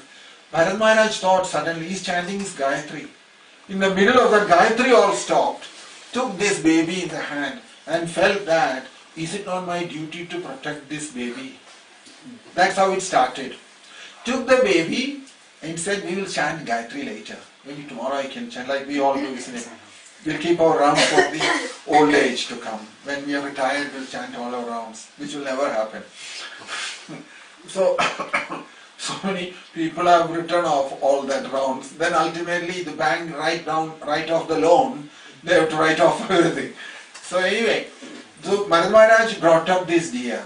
As soon as the deer is saw some unusual attraction, that is also prarabdham. Bharat Maharaj says there, due to some prarabdham, some attachment inside me, it came out in that way. When the attachment came out, I started thinking, if I don't look after, who will look after this baby? Like, he started feeling a motherly feeling for the baby, and then second householder life started. Taken sannyasam and come here, and now another householder life started, looking after this baby. And then he says, day and night he was playing with the baby, with this baby deer. Went to the village to collect milk for the baby deer to drink. Got so attached to that baby deer, and eventually he got so absorbed in that. At the time of death, Bharat Maharaj says there that what Krishna is saying, Mrityu Atyanta Vismrati, at some point he started thinking, am I not that same baby deer? So because of the close affinity, what happened? Attachment builds up like that, isn't it? That's why Krishna is saying all the time, never get attached to anything in this world, because they will come at the time and they will be there in the front. They will be there in the front. And if the attachment is strong, and if you die thinking about that particular form, doesn't matter, husband or wife or son or daughter or whatever it is, grandson or anything, you will have to come back into this world again, and either to settle the account with that particular form with which you have that strong vasana you have created. So in Bharat Maharaj's case, he had to accept the body of a deer. So he left that body, and by leaving the body he says, and I was constantly thinking about this deer at the time of my death. The result is that he says to Rahugana, I got to take a birth as a deer. But one thing was there, he said, because when I was Bharat Maharaj, at that time I did some Krishnarchana Prabhavo no Jahadi. I served Krishna for some time. The result was that Krishna gave me that memory that I was Bharat Maharaj in the deer's body. Krishna gave me that memory of Bharat Maharaj in the deer body, and therefore I was waiting to drop this body. In the deer's body, I was waiting for the body to go. He was meant to go to the spiritual world. Instead, what happened to him? He has come down from the human body, he has come to the deer's body, isn't it? So all that is explained in that chapter. You can see in the fifth canto. That's why Jadabharata's story is a very interesting chapter. Very interesting chapter. So let's look at this now. Krishna is saying here, translation, Arjuna's question, these two verses, yeah? O my Lord, O Supreme Person, what is Brahman? What is the self? What are fruitive activities? What is this material manifestation? What are the demigods? Please explain this to me. Number one. Then translation, next verse. How does this Lord of sacrifice live in the body? And in which part does he live? O Madhusudana. And how can those engaged in devotional service know you at the time of death? These are Arjuna's questions, isn't it? Interesting questions Arjuna is asking. Arjuna is asking like a very open mind. With a very open mind. I don't understand anything. That's what he is saying to Krishna. You have given me all these high technology words. Adibodham, Adidevam, Adiyajnam, Adyalpam, Karmam, and all these things. So Arjuna is put these questions in front of Krishna. So let's understand the question itself first, because otherwise I talk about answer has no meaning, isn't it? So, so Krishna's reply, he starts from there. We will be mostly looking at the important verses in this chapter, because some other verses you won't find that not so relevant, because they are after this realization. They are valuable. First, this realization of Krishna is, because you can see what is Satyam. Satyam, that is important thing. So now, to understand this Adhyatma, Adhibhudam, Adhidevam and all, we have to go back to certain other things to know. Satyam, Satyam we say in Bhagavatam, isn't it? Satyam Baram Dhimahi, Satyam Baram Dhimahi. So many times we talk about Satyam. What is this Satyam means? That's the first question. Now, the definition of Satyam in the Shastram is like this. So, Satyam means the one thing that doesn't have any change at any time is Satyam. If anything is changing, it is not Satyam. Satyam means truth. So, if anything is changing, it is not Satyam. Body is changing, so body is not Satyam. Mind is changing, mind is not Satyam. Intelligence is changing, intelligence is not Satyam. Ego is changing, ego is not Satyam. World is changing, world is not Satyam. None of them is Satyam as far as Shastram is concerned. So this definition is from the Vedanta. Vedantic definition, that is. Yeah. So if you keep this principle in mind, if you keep this principle in your understanding, and then if you study Upanishads and Bhagavad Gita and all, you will understand it. This is the very fundamental thread that is running through all the Upanishads and Bhagavad Gita, Brahma Sutram and everything. This is the very key principle behind it. If this principle is very strongly engraved inside or rooted inside, then whatever you are studying Upanishads will make sense. Otherwise it won't make sense. Yeah? Because Satyam is that thing which doesn't have any change, which will never change. Changing is not the nature of Satyam. You remember Prabhupada, you will see in some lectures, he criticized the scientists very heavily. He says, you are talking about Satyam, you don't even know what the definition of Satyam means, he said. Because you are Satyam, you are finding out something today, and tomorrow you are saying to me that it is not Satyam, it is Asatyam. Then you are bringing some another Satyam and telling me this is the Satyam. So your Satyam is changing every few years. What kind of Satyam is that? Just like now they have found out the God, haven't they? In tunnel, in the borewell, they have found a God in Switzerland. They call it Higgs boson or something. So they found God now. Now that God will change after a while. They will say he's not a God anymore. Some another God they will find. So this is, from Upanishad's point of view, all this is not acceptable. This is all bogus. This doesn't mean anything. If you have to find God in a small hole somewhere in the tunnel, where they have dug miles and kilometers of tunnel and bombarded something, and the way those professors are talking about it, it looks so ridiculous that they have no understanding what Satyam means. Satyam is that what Krishna is, the truth. God is Satyam. Sometimes they say God is truth, isn't it? So what is the truth? Truth they are seeing in terms of another matter as the truth. Matter is not the truth. Matter can never be the truth. Anyway, here Krishna is trying to start from that very basic thing, Satyam.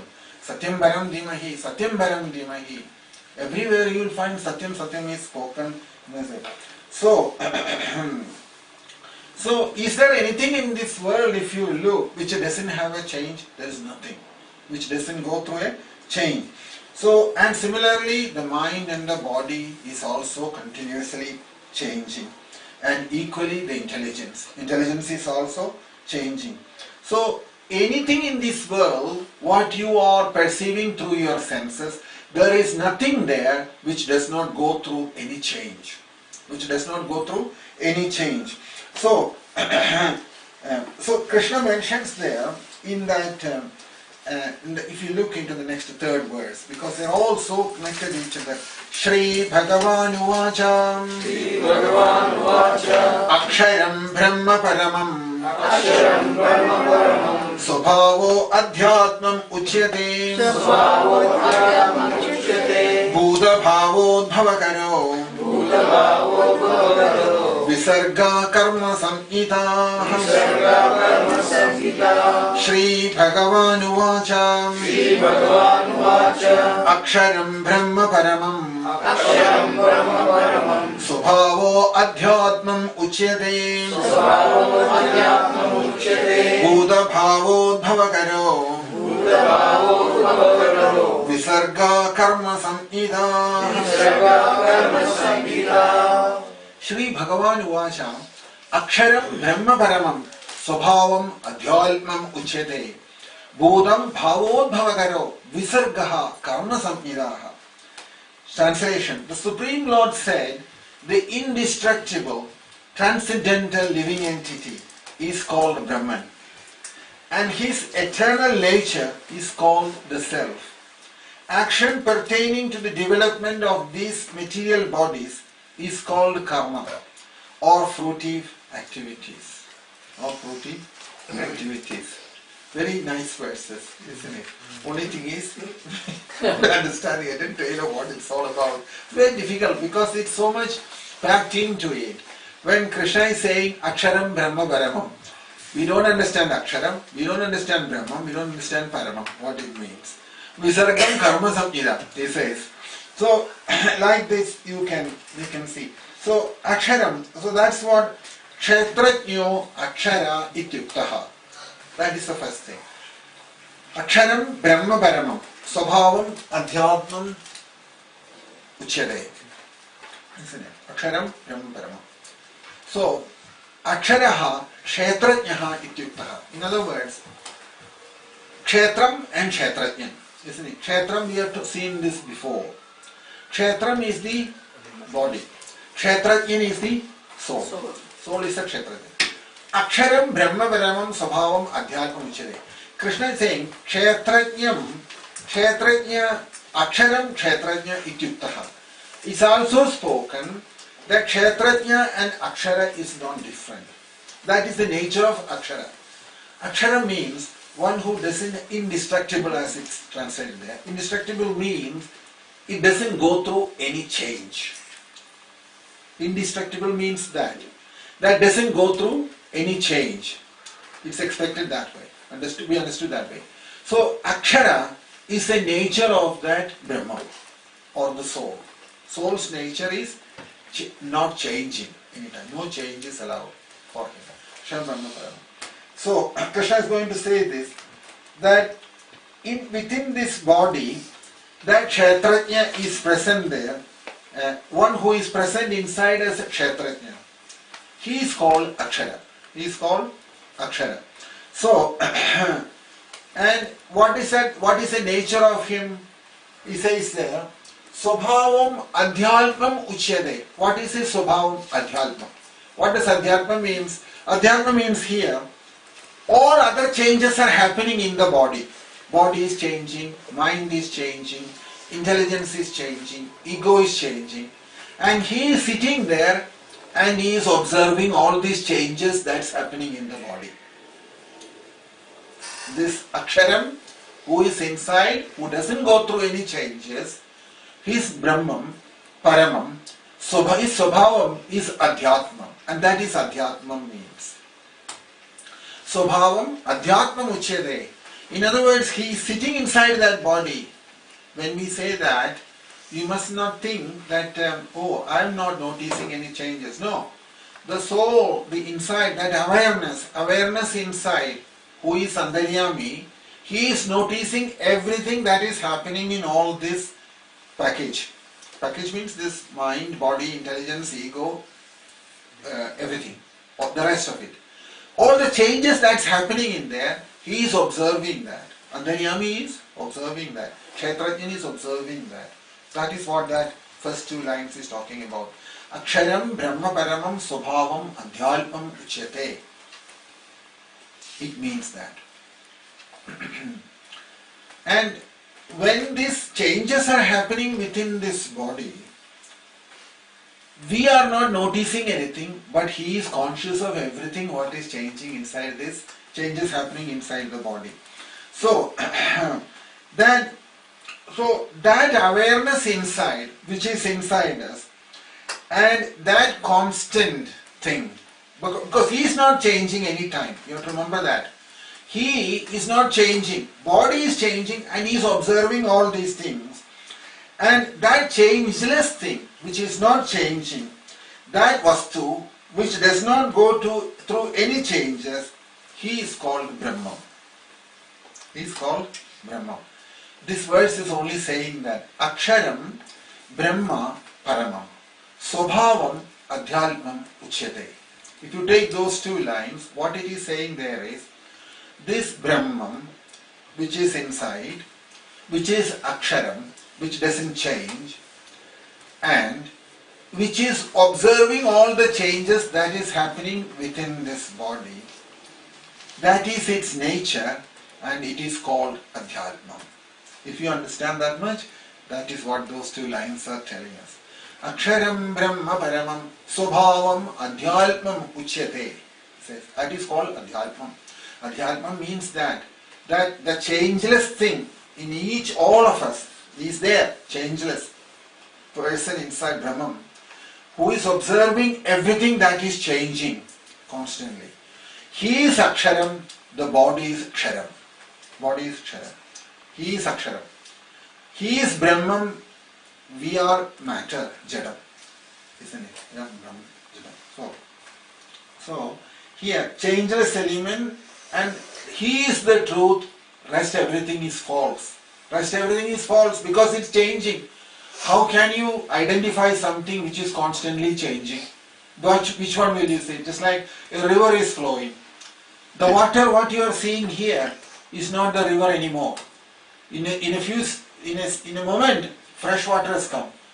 So which is the river? Now, will you call the flow as the river, or will you call this particular water as the river? The water, what you are looking at in a few minutes, it's in the sea already. So similarly, the body is continuously changing all the time, and inside he, that awareness, Aksharam, Brahman, he is not going through any changes. Rather, he is observing the changes that's happening inside this body. Inside this body. Antaryami is notifying. Why is he noticing it? Because at a particular time he knows that the prarabdha karma is finished in that body. And he moves on to the next body at that time. And that time he knows that the time has come to move away from there. But he is not changing any time. He is only observing everything. Just a silent witness to everything what is happening in the body. So that is where that is coming from. Aksharam Brahma Paramam Swabhavam Adhyalmam Uchyate. Now, Upanishad is saying to her, Upanishad will tell us that is as Brahma. That is Brahma. Now, Bhagavatam and Puranas will say that is Bhagavan. Vastu is the same. Don't get confused with all these things. That Vastu is the same thing. It is Krishna who is present inside us, Antaryami, who is observing all these changes. For Krishna there is no change. For Antaryami there is no change. But body, mind, intelligence, ego, everything is changing every moment. While we are now discussing, it's changing. Change is going through this body, isn't it? You know, you are not the same person like you were yesterday. And as goes by, you can see that changes. What is happening in the body, you start noticing it a little bit more. And one day you look at the mirror, you see all the hair has gone white and the whole hair has fallen off. But meanwhile, few teeth has fallen away and all the skin has started becoming, how it becomes, changes. Then you start thinking, oh, I've changed a lot, you start saying. So, Aksharam Brahma Paramam Swabhavam Adhyalmam Uchyate. That's what Krishna is saying. So Krishna begins this chapter with this statement. Arjuna, this is important. This Adhyalmam he mentioned, isn't it? Sadi Bhudadi Janamarana Mokshaya Mamashute Edandiye Te Brahma Tadvidu Krishnam Adhyalmam Karma Chagiram. So Krishna is explaining here what is Adhyalmam, what is Brahman. First he begins like this. He says there that Aksharam Brahma Paramam Swabhavam Adhyalmam Uchyate. He mentions like that those two things. So I think we will stop there today and then we'll continue next Saturday at the hall. Yeah. Saturday and Sunday we will keep the same thing. Same Bhagavad Gita and Bhaja Govinda. Remaining days we will discuss the remaining verses in the Krishna's Rasa dance, what we haven't completed that. Probably that may take 3 or 4 days, and hopefully we'll complete that. After that, the remaining part of that 2 weeks we'll discuss Shuddha Gita. Naveen has put that on the website, Rasa dance and Shuddha Gita. So Shuddha Gita, this part of the Rasa dance and this 8th chapter, all will give you some connection each other. Shuddha Gita talks about the same thing, but spoken in a how the personified Vedas are talking to Krishna, talking about Krishna. If you understand Krishna in this way, you will see it's completely different than the way we understand Krishna. We have understanding of Krishna as a deity at the temple. But Krishna is something more to it than the deity form. Deity is important to develop Krishna consciousness, deity worship is there. But understanding Krishna is concerned, it has to be on a much different plane altogether. That's why Shuddha Gita prayers, you will see when you discuss how the personified Vedas, how they talk about Krishna.